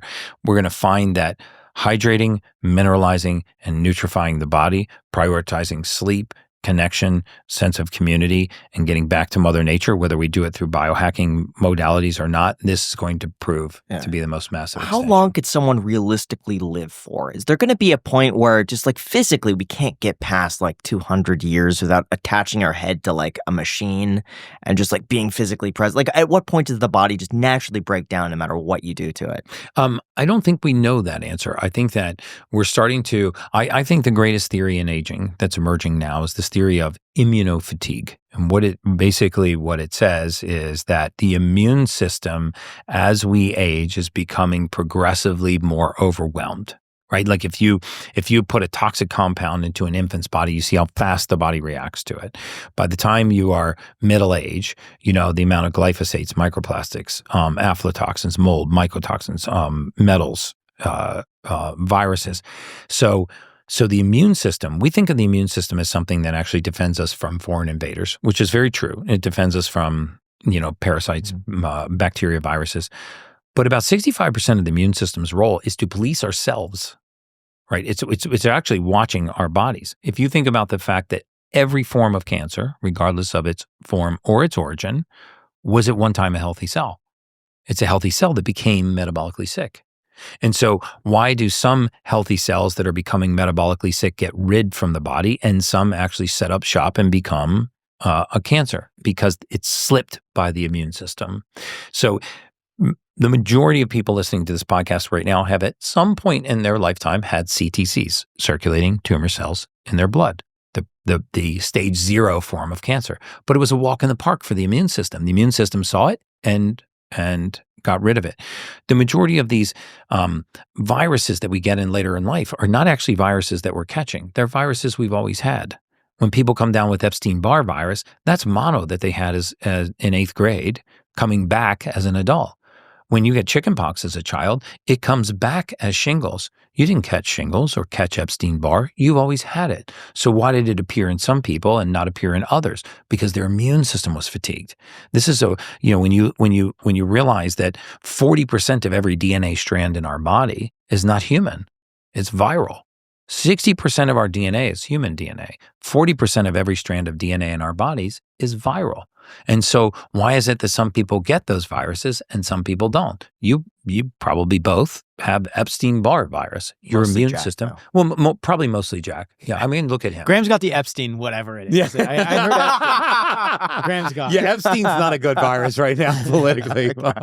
Cytomegalovirus. Let's go with that one. I All got it right. from you, Jack. But Jack definitely has more. I can just see it in his eyes. But the whole point is, it's a message of hope too. Like, I don't want people to feel overwhelmed by this. I want people to feel inspired by this because, the greatest pharmacy is the one that God gave us. I mean, if we would get back to the faith in humanity and mankind, the power that this has over this. Frequency matters. Sense of community matters. What we put into our temple matters. It's so astounding to me that so many of us just let all these thieves into the temple and we don't take care of the temple. We don't treat our bodies like a temple, and then we wonder why it's not serving us. It doesn't take much to be in service to yourself, just rearranging, habitual patterns. I have a whole community of people, my ultimate human community, that I'm trying to affect their habits so that they can make real permanent lifestyle change. Like, how should I be sleeping? How should I be waking up? What would you say are the biggest health scams that have been debunked that people continue to believe? Ooh, that's actually a really good one. There are a lot of those centered around specific interventions. Like, for example, I'm a big believer in NAD. I don't think that NAD is a scam, but I would rather use supplements that improve the body's natural production of NAD than to put. What is NAD? NAD is, it's technically nicotinamide adenine dinucleotide. It's capital NAD with a little plus, right? So there's a lot of supplements that will say this is an NAD oral supplement. You can't actually supplement with NAD orally. You can do it intravenously. You can do it through patches. You can actually do it through a sublingual, but you can't swallow an NAD capsule because as soon as it opens. So you're just saying nicotine? Nicotinamide adenine dinucleotide, NAD. Nicotine is different. Nicotine, classic nicotine you're thinking of, whether it's tobacco derived or not, actually has some benefits. It's just the delivery system that we use that vaping, smoking, a lot of the delivery systems for nicotine are the villain, not the nicotine compound itself. Can we pause there for a quick second on nicotine? Mm-hmm. What about the patch or the gum? Yes. Are you saying that nicotine can be good for you? Yes, I'm saying the nicotine can have beneficial. It can have benefit in the body. It's usually the delivery system of getting nicotine that's the issue. The So vapes, the smoking. So is there a healthy way to get nicotine? And should you get addicted to nicotine? Yeah, I'm not saying you should get addicted to nicotine, but I mean some of the oncology research, some of the competitive binding receptor research that actually shows, for example, in the beginning of the pandemic, a lot of smokers didn't get COVID. You might have heard of that. Fauci came out and really blasted it. But why were smokers not getting COVID? Because SARS-CoV-2 bound to the same receptors as nicotine. We also know that it has beneficial effects in some oncology treatments. We don't think of nicotine as being one of the bullets in the arsenal against cancer, but it is emerging as a real potential for oncology treatment. Now, for the record, I'm not an oncologist or a physician, but I've been reading the research. So I think a lot of these compounds get vilified because of the mechanism we use to get into the body, right? Like I don't have any issues with coffee. The whole table's full of coffee beans here. The problem with the majority of coffee is they, it's highly infested with mold, and mold and mycotoxin is. If you can get mold-free coffees and you can get organic coffees, those are amazing. But a lot of our coffees have mold. Mold gets into the body. It wreaks havoc. It's one of those pathogens that stays in your body for years and years and years. It flies under the radar because you don't get so sick that you go to the emergency room, or so sick that you go to the urgent care. But back to this concept of living a long time. I believe that this artificial intelligence, early detection, and big data, one of the things that we're able to do now is we're able to go into the body and we're able to test for all of these things that we were previously not looking at: mold, mycotoxins, heavy metals, viruses, parasites, which all of us have. Guys, just accept it. We all have these pathogens. And we can go in and we can rid the body of these things. And what happens when we rid the body of these things? The immune system now gets a leg up, right? Because it's not fighting on so many fronts. It's like you put the best fighter in the world in the center of the octagon. If you just keep adding opponents, to that ring, eventually they're going to collapse, right? They can only fight on so many fronts. The immune system's no different. Right? It's policing our body for senescent cells. It's going after zombie cells. It's there's a new invader that's come in, a virus or a parasite or a pathogen. The gut is starting to leak. So now it's got a war right outside of your leaky gut. And so it starts to fight on so many fronts that it gets weak and it begins to collapse. This is when a lot of these viruses start to resurge later in life.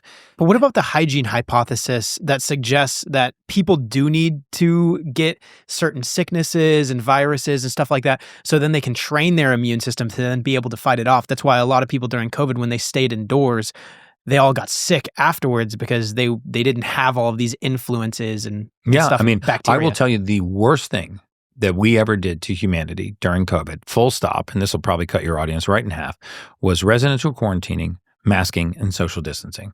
That was a horrible idea.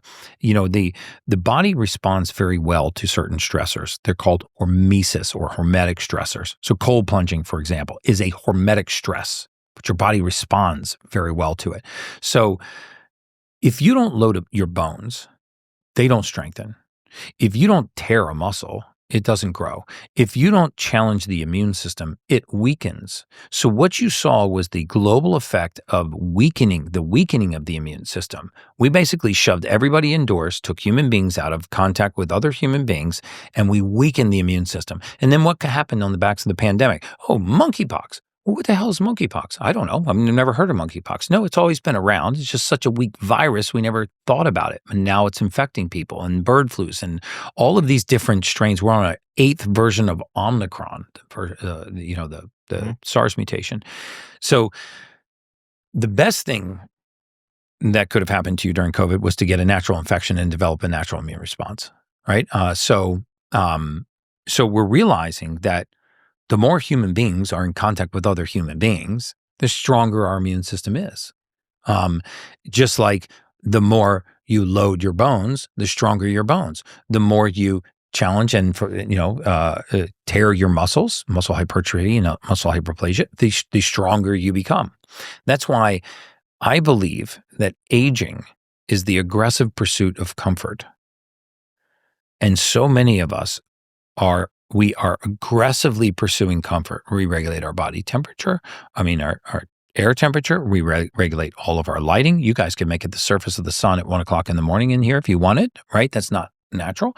So what happens is we get so accustomed at wanting to be comfortable that we actually accelerate our age. The reason why most people don't do cold showers or cold plunges is they don't like to be uncomfortable, right? They won't take that 3 minutes to do that. So you're saying that I'm shortening my life by not taking cold showers. Because I do like to be comfortable. I mean, that's the one thing. But I don't see the benefit of like, why should I be going outside when it's really cold without all these jackets on? Like, how is that going to benefit me? Yeah, so let's talk about that. I mean, how does the body strengthen, right? First of all, there's a process in the body. It's called hormesis, or a hormetic stress. This is a stress that you apply to the body that the body strengthens in response to. So let's just talk about what happens when you expose yourself to cold temperatures or cold water. Cold water will happen much faster because water is 29 times more thermogenic than air, meaning it removes heat from the body at 29 times the rate of air, which is why you could die in 72-degree water, but you can't die in 72-degree air, right? So, because your body wouldn't maintain the temperature. So let's say a cold shower or a cold plunge. And look, if you don't have $5,000 to invest in a cold plunge, just take Tupperware containers and put water in the Tupperware container, freeze it overnight, and drop the ice blocks in your tub the next morning. Swirl it around, you'll have a cold plunge for 3 days. So when you get into cold water, and it doesn't have to be freezing cold, 48 to 52 degrees is fine. 3 minutes minimum, 6 minutes maximum. There's no evidence that colder is better or that longer is better. Remember, we're not trying to cold adapt the body. We're trying to cold shock the body. We're trying to stress it and have it respond, right? This is why we don't lift weights for 4 hours every day. We lift weights for 30 or 45 minutes, and you get a nice hypertrophic response, and you strengthen, and you don't overstress the body. So when you get in cold water, 4 big things happen. You get a peripheral vasoconstriction, and this drives all of the blood into your core, liver, lungs, pancreas, kidneys, brain. That's very good for you. You get an immediate activation of something called brown fat, which is a special type of fat in the body that exchanges a calorie for a measure of heat. It actually will take a calorie and turn it into heat. Okay, so it increases your caloric expenditure. This is very good. And then you release something called cold shock proteins. These are reserved proteins in your liver that flood the bloodstream when you get into cold water. These cold shock proteins are magic. We're only really now starting to realize the benefit of cold shock proteins. There's a couple I've been down the rabbit hole on called LIN28A and LIN28B. These are cold shock proteins that are actually improving insulin sensitivity. Right? And they scour the body of free radical oxidation. They improve protein synthesis, how well you repair from a workout. So you can get all of these benefits, including a spike in dopamine, just by exposing yourself to cold water, right? Because, ancestrally, we had a lot of hormetic stresses. You didn't get to regulate the temperature outside. You didn't get to regulate much of the temperature inside.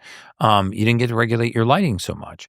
And so having the body go into these different environments is very, very good for you. You actually build, you strengthen the body. What are the most harmful foods that people constantly eat? No question, it's seed oils. And seed oils, so canola, sunflower, safflower, rapeseed, palm kernel oil, vegetable oils. And the reason for this is that it's not the plant. Okay, it's the distance from the plant to the table. And when you put a canola plant or a rapeseed, same thing, into a commercial press, it comes out gummy, and you degum it with hexane, which is a known neurotoxin. Then you take that neurotoxin degummed oil and you heat it to 405 degrees and you turn it rancid. So it's putrefied and now it smells. And you need to deodorize it with sodium hydroxide, which is a very powerful carcinogen. And then you sometimes bleach it before you bottle it and put it on the shelf. You ever notice when you go down the aisle in a shelf in a grocery store, and it's all the vegetable oils, Wesson oil, vegetable oils, they're all exactly the same color, that beautiful, perfect yellow color. That would never happen if you pressed 1,000 plants and turned it into oil. You would not get that level of consistency. That's chemically induced. And then they put a heart healthy label on it. These are pro-inflammatory. They cause a massive amount of inflammation in the body. So what are the oils you can use in your life? Well, in your kitchen, you need 5 oils. You need a grass-fed butter, ghee butter, grass-fed tallow, coconut oil, and an olive oil. Use the olive oil at room temperature. Use the others to saute and cook your foods. They won't denature at high temperatures. They have some high smoke points, and you're done. You'd be shocked where all these seed oils are creeping into the diet. So if I had to pick one, that would be it. And what's the biggest healthy food that's actually harmful? Processed yogurt, no question. I mean, people. Is that when they remove the fats out of it? So it's like fat-free Are we talking yogurt? like Greek yogurt, or what are we talking about? So so whole fat Greek yogurt's great. Raw A2 yogurt is amazing for you. But what we do is we take the yogurt, and we anytime you see a yogurt that says artificial fruit flavors or natural fruit flavors, that's code word for ain't got no fruit. Okay, Right. so if it says artificial, natural blueberry flavor, quick way of saying no blueberries are in here, right? So what happens is these flavorings are bactericidal. So you're eating the yogurt to get the probiotics, but the flavoring killed all the bacteria. So there's no probiotics in there, first of all. Then you strip the fat out of it, and then you add processed ingredients, like a lot of them have high fructose corn syrup, natural flavors, natural colors. So the health benefit you think from getting the probiotic in there is gone, and you've added all of these processed ingredients to it. Whole fat Greek yogurt is amazing. Take whole fat Greek yogurt, add a fistful of blueberries, and take a teaspoon or teaspoon and a half of monk fruit and mix it up. It will be as good as any processed yogurt. It's like your new Ben and Jerry's, and it's really, really good for you. And you're keeping it in its whole form. What's really interesting is sometimes when you take the little, tear off packs of processed yogurt, which are terrible for you, and you think, well, it's less expensive. But if you buy Greek yogurt in a quart and buy a basket of organic blueberries or raspberries or blackberries, and you buy some monk fruit in a raw, and you mix those three things, per serving, it's a lot less expensive than the processed garbage, and it will really serve your cellular biology. What about the foods that cause anxiety and stress? So things that cause anxiety are, if you have anxiety and you're listening to this podcast, please do this for 7 days. This will materially change your life. Get all of the fortified or enriched foods out of your diet for 7 days. The majority of people that are suffering from anxiety are not suffering from anxiety. And you can prove this by asking them the question, if they've had it on and off throughout their lifetime, they will say yes. And ask them if they can point to the specific trigger that causes it. They will say no. And the reason why that's important is because it shows you that it's not coming from their outside environment, it's coming from their inside environment. These are people that can feel the presence of a fear without the presence of a fear. So get folic acid out of your diet for a week, supplement with something called methylfolate, and get on a good B complex. And folic acid is just like enriched flour, enriched wheat, enriched grains and stuff like that. Anything enriched. Is there a difference between making an oatmeal? Let's say you just have some oats, you have some peanut butter, you have some water, and you have a banana, versus putting it all in a blender and making a smoothie? No, there's no real difference. I actually put out a video years ago that said that blending fruits increased their glycemic profile, meaning it actually hit your blood sugar faster. But isn't that not desirable? That's not desirable, but it's also not true. And I actually put out a video saying it was true because I'd read an article, but I wasn't smart enough to actually go and look at but plenty of people crawled out of the woodwork and just slaughtered me for it. But rightfully so. I mean, I shouldn't be putting out things that I haven't, thoroughly examined. So I took the hit on that one. I try to correct the record as much as I can. But blending fruits and eating them, there's not much of a difference, other than you're going to probably reduce the amount of fiber. But in terms of the hit to your blood sugar, there's no difference. Quickly, I also am not a big fan of peanut butter. Peanuts are not nuts. Peanuts are legumes. They're seeds. They're one of the highest in aflatoxins that we know of. If you've ever actually uncracked a peanut shell, and you've taken the peanut out and you feel that like soft, fuzzy little layer in there behind the peanut, okay, that's a mycotoxin. It's mold. So very, very high in molds. I would prefer that you eat other whole nuts like macadamias, pistachios, walnuts, those kinds of things. What kind of butter could you have? Could you have like almond butter? Almond butters, nut almond butters. butter. Mm-hmm. True nut butters, true almond butters. That's interesting. I feel like everyone kind of heard somewhere in the timeline of their life that blending food just makes it less healthy. And then I just took it and ran with it. And so I try not to do that. I actually ran with it increasing the impact on your blood sugar for a while. And then, I started getting slaughtered for it online. And then I actually started going down the rabbit hole of the research, and it's not true that, the funny thing was the article was very adamant about it that I read. And then it just inherently made sense to me. Well, if you take a banana and you That's what I was liquefy thinking. it, it's liquid. And so that makes sense. And so I started talking about it, and it actually turns out that that's not the case. What was the most shocking data point that you've researched about health? I would say that the most shocking data point is that people have no idea how impactful simple lifestyle choices could be on the trajectory of their life. Every single person that is listening to this podcast right now has accepted something as a consequence of aging, consequence of their environment, a consequence of stress, a consequence of their busy day. That's not a consequence of any of those things. It is a consequence of missing raw material in the human body. And by that I mean the majority of us are deficient in one of either vitamins, minerals, amino acids, or nutrients. And since we don't know what it is, we just accept the outcome as something that's just something we need to live with in our life. I mean, God meant for us to thrive. We're supposed to sleep like a bear. We're supposed to have the libido of a lion. We're supposed to have clean, clear, cognizant, waking energy.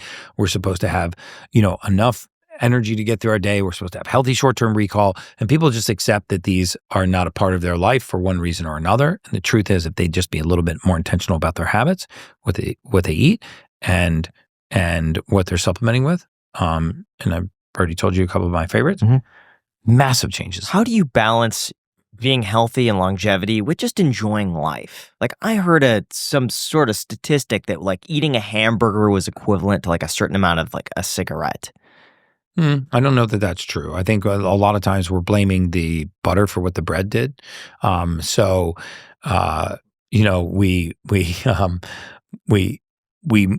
we eat a hamburger, it's not the meat and it's not the lettuce. It's usually the bun.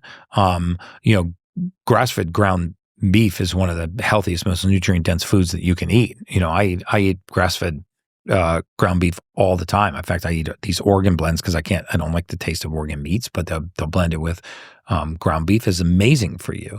So you could take a typical nacho platter, which is terrible for you, and you could replace the Doritos with a masa chip, right? Which is an organic non-GMO corn that's deep fried in beef tallow and uses sea salt.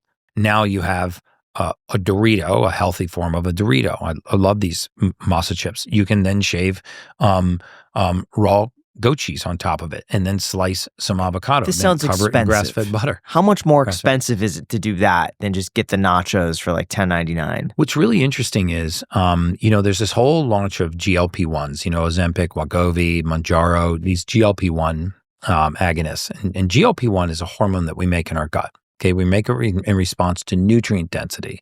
So the more nutrient dense the food, the higher your GLP-1. So you actually will eat less of nutrient dense foods than you will of highly processed foods. This has been proved over and over in multiple independent clinical studies. And so by shifting to a nutrient dense whole food diet, you will pay more money but eat less food. And so I can't think of a better place for you to invest your money than in nutrient-dense foods. And so if you buy cheaper, highly processed foods, you're going to eat a lot more of those. And if someone has $100 budget for health, what would you recommend they spend it on? If I had $100 a month, I would be taking hydrogen tablets. I would be putting a single hydrogen, which will cost you less than $1 a day. I'd add a hydrogen tablet to my drinking water first thing in the morning, and I would add a mineral salt to my morning routine. And I would take, if I could only take one supplement, I would take a D3 with K2. So for $100, you could take a mineral salt, a hydrogen water tablet, and a vitamin D3 with K2. And if your budget expanded just a little bit, I would add a methylated multivitamin. Is alcohol only ever bad for you? Alcohol is always bad for you, but it's dose dependent. So the more alcohol, the worse. If you're looking at the healthiest alcohols, we can't really use that term, to the worst alcohols, tequila is in a category all of its own. The agave plant has some special ways that it's processed in the liver. So if you are going to drink and you like tequila, stick to tequila. And you're like, so that's the grossest of all. You haven't had a good tequila. What do you? I've had tequila. I've had mezcal. Mezcal is kind of smoky. Too much for me. I mean, I drink once or twice a year now, but some of the really well processed tequilas, such as there's what is the one that I love? It's not Clase Azul. It's a Dos Artes, DOSARTES. Dos Artes, I love, and I mean it tastes so good it'll make you cry. These convert very slowly to acetaldehyde. You can drink them with lime juice or lime juice and water. You can actually drink them with a club soda. The overconsumption is obviously the worst thing. Once in a while, if you want to have a drink, great, have a drink. Take additional B vitamins. Glutathione is excellent to take before you drink as well. It helps with waste elimination. And then do that technique that I said in the morning. But what Hydrogen water. What about red wine? Because you hear people say, it has resveratrol in it. It does have resveratrol, but so does resveratrol supplements, right? I mean, you can buy a capsule of resveratrol and not get the alcohol to transport the resveratrol. California wines, U.S. wines especially, are high in sulfites, and that's really bad for headaches. So if you're going to drink wine, French wines and foreign wines are usually better than U.S. wines because they're less in sulfites. And the more full-bodied the red wine, like a Cabernet, the better it is for you on the wine scale. In a percentage, how much is in your control versus how much is just genetic or good or bad luck? 90% of it is in your control. You think about this. We have 32 trillion cells in the human body, and every day 300 billion cells that were with you yesterday will not be with you tomorrow.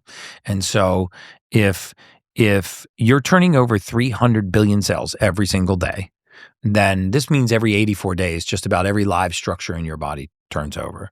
So you'll never convince me that we cannot heal and repair and regenerate and put things in our rearview mirror over the next 84 days of our life, depending on what frequency am I sending these cells, what nutrients am I sending these cells, how am I caring for the temple. You can make such a dramatic change over 84 days. You can be a completely different cellular human being. And I truly don't care what you have: ADD, ADHD, OCD, manic depression, bipolar, autoimmune.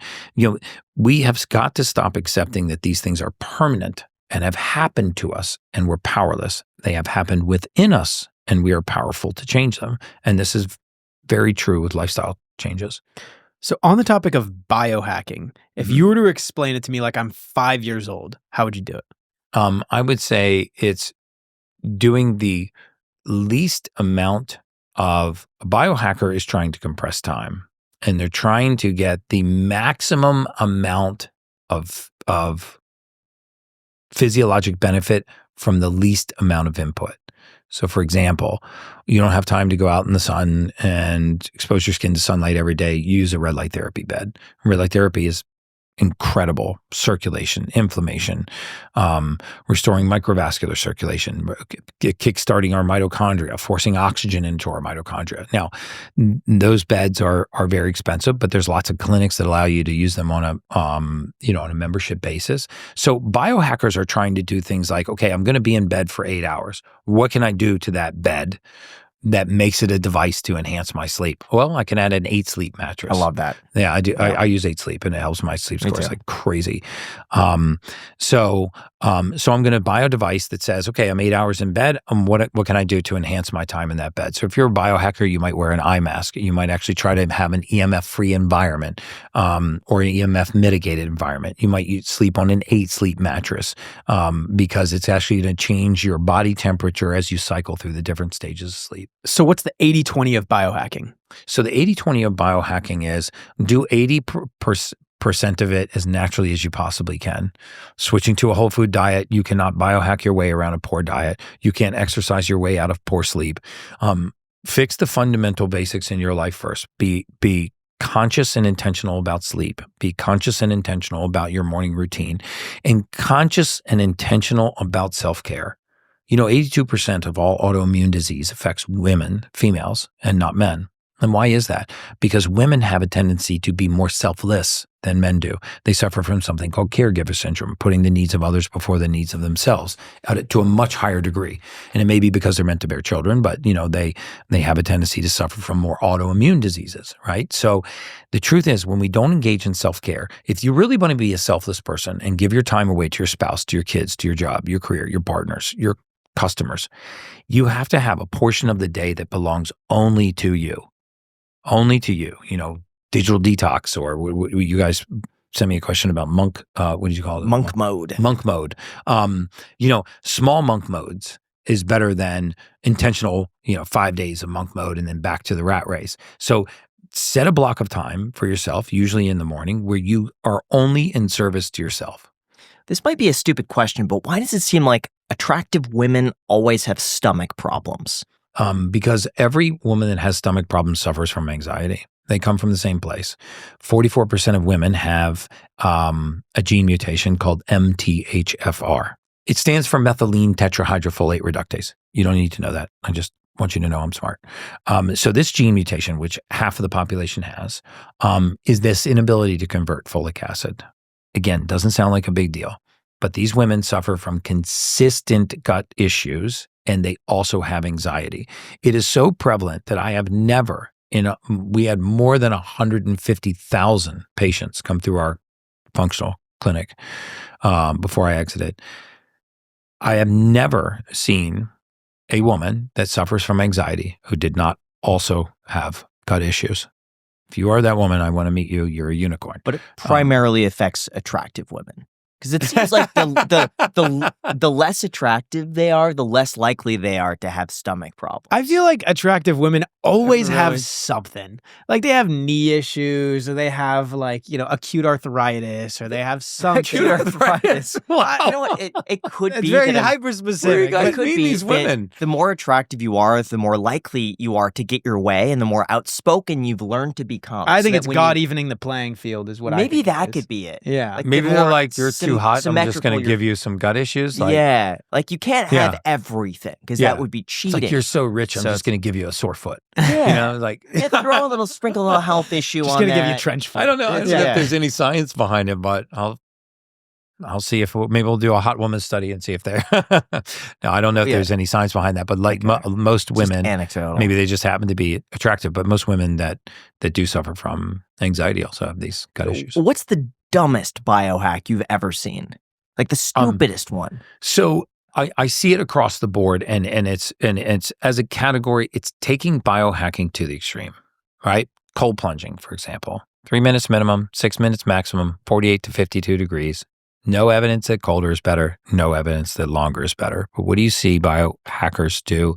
Getting into 37-degree water, going underwater with a snorkel for 12 minutes below the surface of the water, remembering that your brain is only this far inside the surface of your skull. It is not good to bake it. It is not good to freeze it, right? Going in a 220-degree sauna for 40 to 90 minutes. So you it's taking these biohacks to the extreme. And so I think that, we overdo it with NAD IVs. NAD is great for you, but I mean, if you start doing it every single day or every single week, you're going to decrease your body's natural production. So I think the challenge with biohacking is doing enough to get the benefit, but not doing so much that it becomes now a detriment. And you can do that with everything, right? I mean, exercise, everything. If someone had, let's just say, $1,000, what things would you recommend they assess? Like in terms of blood work, in terms of any sort of testing. Okay, so testing, if you have $1,000, would be the following. You want to get you go to your doctor and you request a panel of labs. It's going to have something called a CBC, complete blood count. It's going to have something called a CMP, comprehensive metabolic panel, lipid profile, hormone profile, nutrient deficiencies. You want to definitely look at those. What nobody is looking at, and we should be looking at, and I use one called a Vibrant panel. There are other panels that you can look at, are all of the invaders that are inside our biome that are wreaking havoc that do not show up on labs. Mold, mycotoxins, metals, viruses, parasites. Everyone has them. There are consequences to having these in the body. They're easy to get rid of if you know that you have them, but the majority of us are suffering from the consequences of having these because we don't even test for them. So that's the 4 big categories. Mold, mycotoxin. I live in Miami. It's the mold capital of the world. So many of us have mold. Heavy metals, the viruses and parasites. You get those things out of your body, you'll thrive in ways you never thought possible. And there's so many listeners right now that are suffering from chronic conditions that they do not understand. Massive brain fog, water retention, hormone imbalance, sleep disruption, ruminating thoughts, anxiety, ADD, ADHD. And these are consequences of either missing raw materials in the human body, which you'll find on a blood test, and or one of these. Is this just like a standard blood test when you go to the doctor, or is this a very specific thing that you have to order? The first one I described is a standard blood test. Any general practitioner should be able to give you that, or family medicine doctor. The other one is a more specific. It's a form of it's just looking at the invaders that are in your blood, right? So the other one is more specific. What about like testosterone and stuff like that? Are we missing anything that, because if someone's going to go out and they want to do everything just all at once, that's me specifically. Yeah. I want to measure every single thing that is of any importance. Yeah. So if you're a guy and you're measuring testosterone, it's important to do a full panel for the hormones, right? The majority of people, about 70% of men that qualify for hormone replacement therapy don't need hormones. They need the precursors to make hormones. And no matter what anybody tells you, there is no better hormone than one the body produces on its own. Full stop. So most of the time, men do not have something called true testicular hypofunction, which means that their testicles have not lost the capacity to produce testosterone. One of 2 things has happened. Either the signal has been turned down to the testicle to produce testosterone, or you don't have the precursor, the raw material to make the hormone. So when you get a hormone panel, it's super important that you look at something called LH and FSH in a man. You also look at testosterone, you look at free testosterone, and you look at several other factors. One of them is something called SHBG, sex hormone binding globulin, which is a protein that binds to your testosterone and artificially lowers it. The other is your reserve of something called DHEA, dihydroepiandrosterone. DHEA is a precursor for hormones. We rarely test for it. And if you're deficient in this, your body doesn't have the raw material to make testosterone. So the equation is not as simple as low testosterone, take testosterone. The equation is low testosterone. Why? Is it a signaling issue or is it a raw material issue? I'd rather fix the signal or the raw material and be high on my own supply. So why do some people just have way higher testosterone than others, just naturally? Because they're doing the right things to produce healthy levels of testosterone, right? They're exercising, usually regularly, generally lifting weights. They're not eating a pro-inflammatory diet. They're eating whole foods that actually give you the raw materials like DHEA, vitamin D3, B12, because as you become deficient in raw materials, the body starts to lower its production of certain hormones, right? So if you're deficient in vitamin D3 and DHEA, you will be low on testosterone. Maybe not because you have a production issue, because you have a raw material issue. Is it true that working out your legs increases testosterone? Yes. Sauna actually is very good for growth hormone as well. Just to clarify, you're saying a hormone panel, a full blood panel, and then the other test that you also suggested. Yeah, I use one called Vibrant, but you don't have to use that one. But that's why I'm giving you the categories. Mold mycotoxin, so mold/mycotoxin, heavy metals, viruses, parasites. Your doctor will know what panel to pull once you've given that. If you were to assign a challenge to people who have made it to this point in the video, what would it be? What I would challenge you to do is I would challenge you to commit to developing the habits that align with the goals of the person you want to become. I didn't come on here to pitch anything, but I have a VIP community. I'm trying to build a community of like-minded people that I am educating to inspire them to make a change. And in this community, one of the things that we do is we fix things in real time. So people that think they have an autoimmune condition, or think that they have a mental disorder, or they have a hormone imbalance, or they just can't lose weight, or they can't get their sleep fixed, or they can't get rid of anxiety, we sort of bring them up onto the virtual stage, and I bring a qualified practitioner in, and in real time, we try to put these things in their rearview mirror over the period of 10 weeks. This kind of inspiring message makes people understand that the things that are affecting them are not permanent. For your community, I think I put in a code for anyone to get those hydrogen tablets I was telling you about. I want to send everyone in your community those for free. Cool. I want people to start to experiment with things that have a real impact on their physiology, and that hydrogen will literally change their life. So for me, I believe that the days of the celebrity influencer are kind of ending. The days of the social media influencer are ending. I believe that we need to build a community of like-minded people, so that you can authentically message to that community and have them sort of be the voice to really make change. So for me, the entire balance of my adult lifetime, I'm pouring into this VIP community so we can really make change. So I'm curious, in terms of all of this, when did you realize that you would be able to turn it into a business? It happened by accident. I think when I stopped, I had a period of my life where, a large part of my adult life where I was very, very self-centered, almost narcissistic, very focused on just my own needs, my own wants, the outcomes in my own life, highly focused on trying to be wealthy, and I never really achieved any real level of wealth. In fact, I had bankruptcy, I had a divorce, I had lots of failed partnerships. There became a time in my life where I took radical responsibility for that. I think sometimes the cracks in who you are is where the light enters. So years ago, first of all, I met the woman of my dreams, who's now my wife. I've been together 10 years, reconnected with my faith. I decided that I would start spending my time focusing on people's well-being and not on being wealthy. And that's when I became wealthy, was when I took my eye off the ball of creating wealth and put all my focus into trying to be in service to humanity. And I started to believe in the universal law of attraction, and I started to actually see a lot of these principles really working in my life. Now, for me, it happened late. I'm 54 years old now.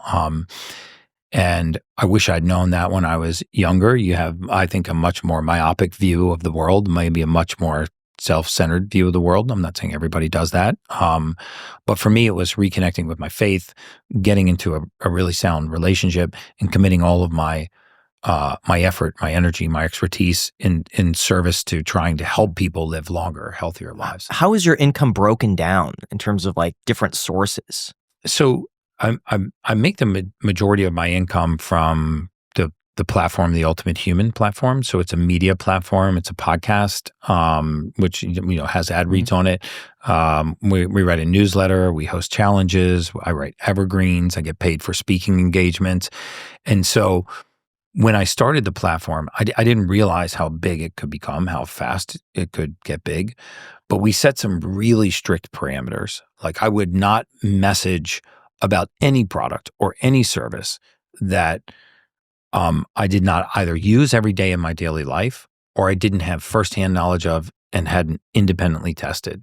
I'm even in litigation over this because I refuse to promote certain products or services. And so we said, we're not going to allow products or services the ability to buy their way onto my platform. I'm either going to thoroughly investigate it and then stand behind it. So I'll give the best products, not the best known products. I will take the best products and make them the best known products. I'll give them a voice. Or it's something I use every day in my daily life.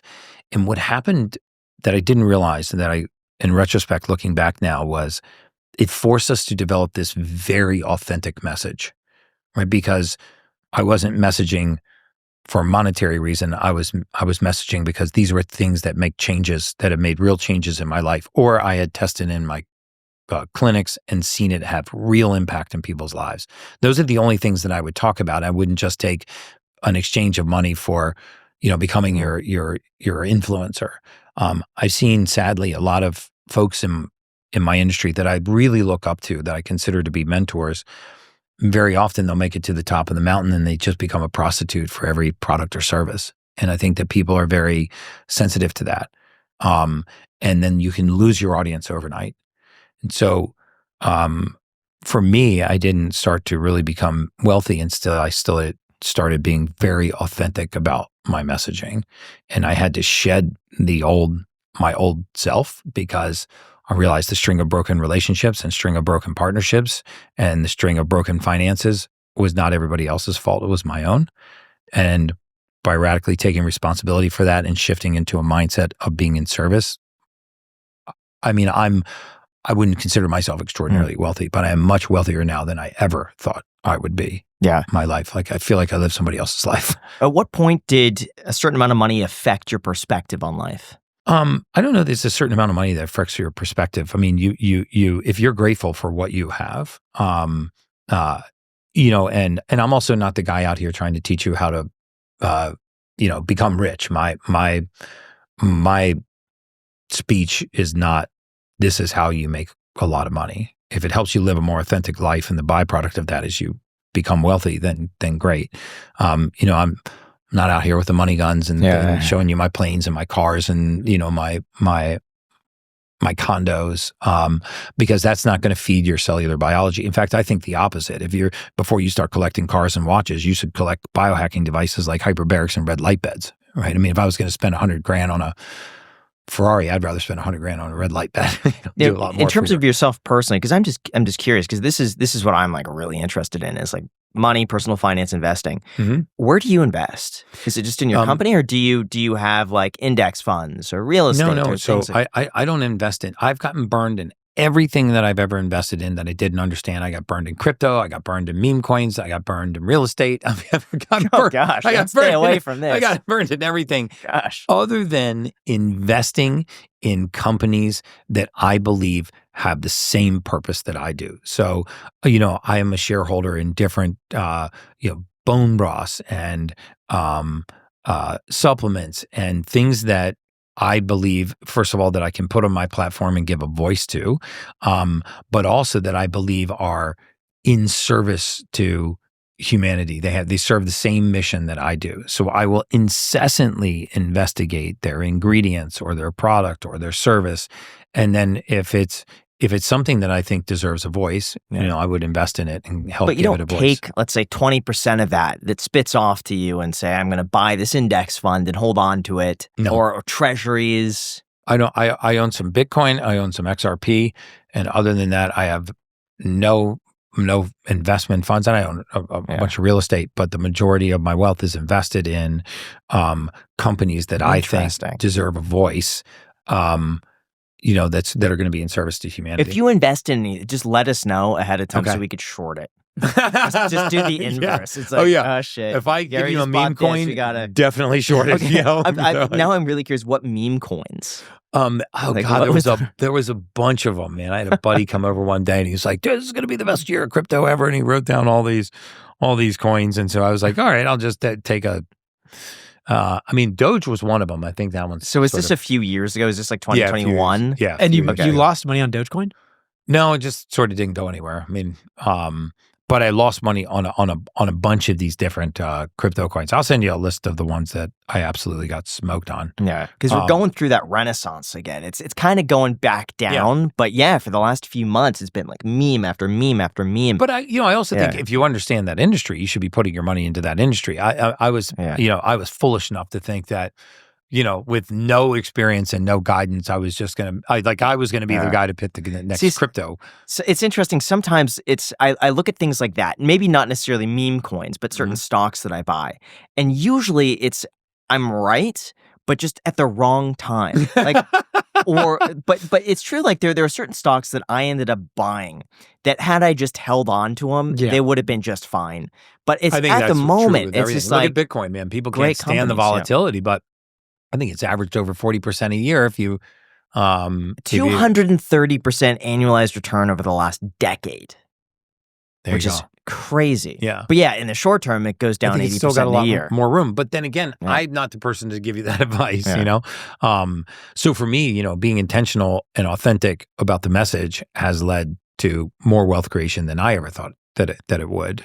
And so now I take all of the wealth that I have and I redeploy it into other intentional, authentic, you know, enterprises. And it also helps you keep a circle of people around you that have just really like-minded interests, you know? And it's astounding to me how many extraordinarily successful people, like Dana White, Stephen A. Smith, Mark Wahlberg, you know, Lauren Redinger, all these folks that I, you know, Damon John, that are close friends of mine, have been clients,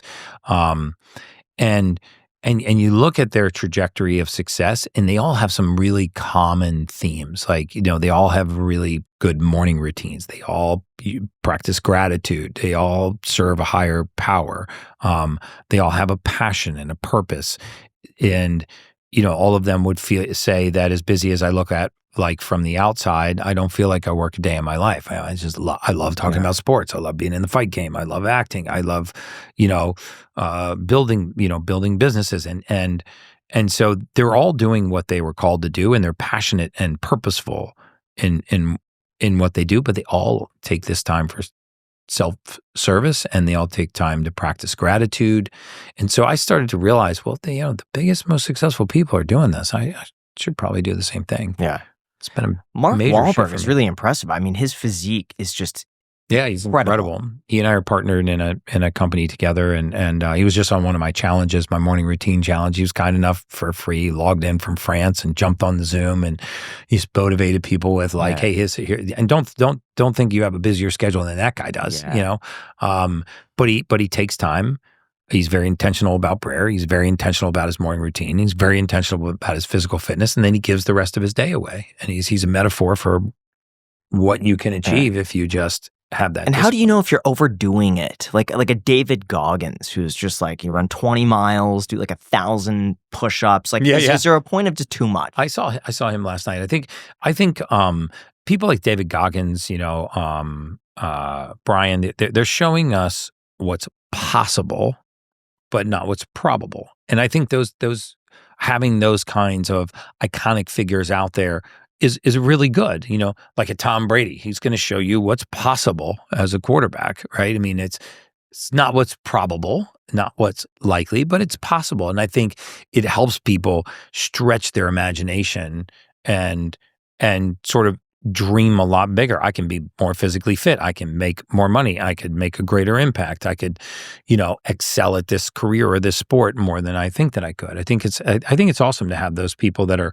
all the way at the 1 yard line when most of society is on the other 5 yard line to kind of drive. Do you think what David Goggins is doing is healthy?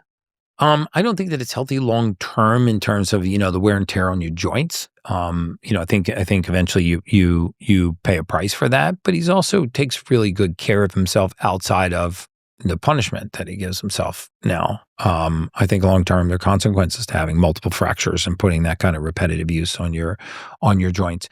The nice thing is that we're developing things like stem cells, exosomes, and other biologics that will help, you know, mitigate some of that damage. So if you marry the best of what modern science has with those kinds of goals and aspirations and punishment on your body, you get a lot more distance out of your body.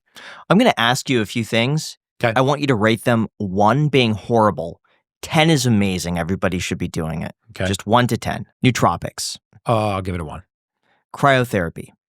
Cryotherapy and cold plunging, I would give a 10. Meditation. 10. Journaling. 9. Light therapy. Red light therapy, also a 10. Grounding. Also a 10. Stem cells. Depending on the use, a 5 to a 10. Peptides. 9 to a 10. Daily multivitamin. 10. Sleep trackers. 5. Intermittent fasting. Intermittent fasting, just such a it can be a 10 or a 1. It's not a one size fits all. Buying organic. 10. The healthiest man alive, a.k.a. Brian Johnson, a.k.a. Liver King. 1 to a 10? Liver King's name is also Brian Johnson. Yeah, but I'm saying like Yeah, 1 to a 10. Okay, 1 to a 10. So what Brian Johnson is doing. I think we're talking about different Brian Johnsons. Oh, do you you talking know about Liver King? Yeah, Liver King. His name's also Brian Johnson. Oh, okay. I'm thinking. Yeah, I'm which is thinking why it's of funny the- to call them both. Yeah. Okay. I'm certainly not a fan of anabolic steroids because of the long-term consequences. Short-term gain for long-term consequences. I think anytime that you can be high on your own supply, produce your own hormone, that's great. I am a fan of a lot of his ancestral tenets. Mhm. I think that getting back to our ancestral tenets is one of the healthiest things that we can do. Now, the other Brian Johnson is showing us, again, what's possible, but not what's probable. And a lot of people hate on him, but the guy is using his own money and he's using data to try to extend his lifespan. If you don't have people out there blazing the trail and showing us what's possible, how are we ever going to know what is? Got it. All right. Thank you so much for coming on the Really Iced Coffee. appreciate it. You're very welcome. generous with your time, so we Yeah, really I appreciate that. I'm going to link to your information down below in the description as well for anyone who wants to follow along. Thank you so much. And I'll give all of your community a free box of those hydrogen tablets. If they just go to theultimatehuman.com, they can sign up to be a VIP, and I'll send everyone a box of those That will be hydrogen linked tablets. down below in the description. Cool. Thank you guys Thanks. for watching. Thank you, Until next guys. time. Until next time.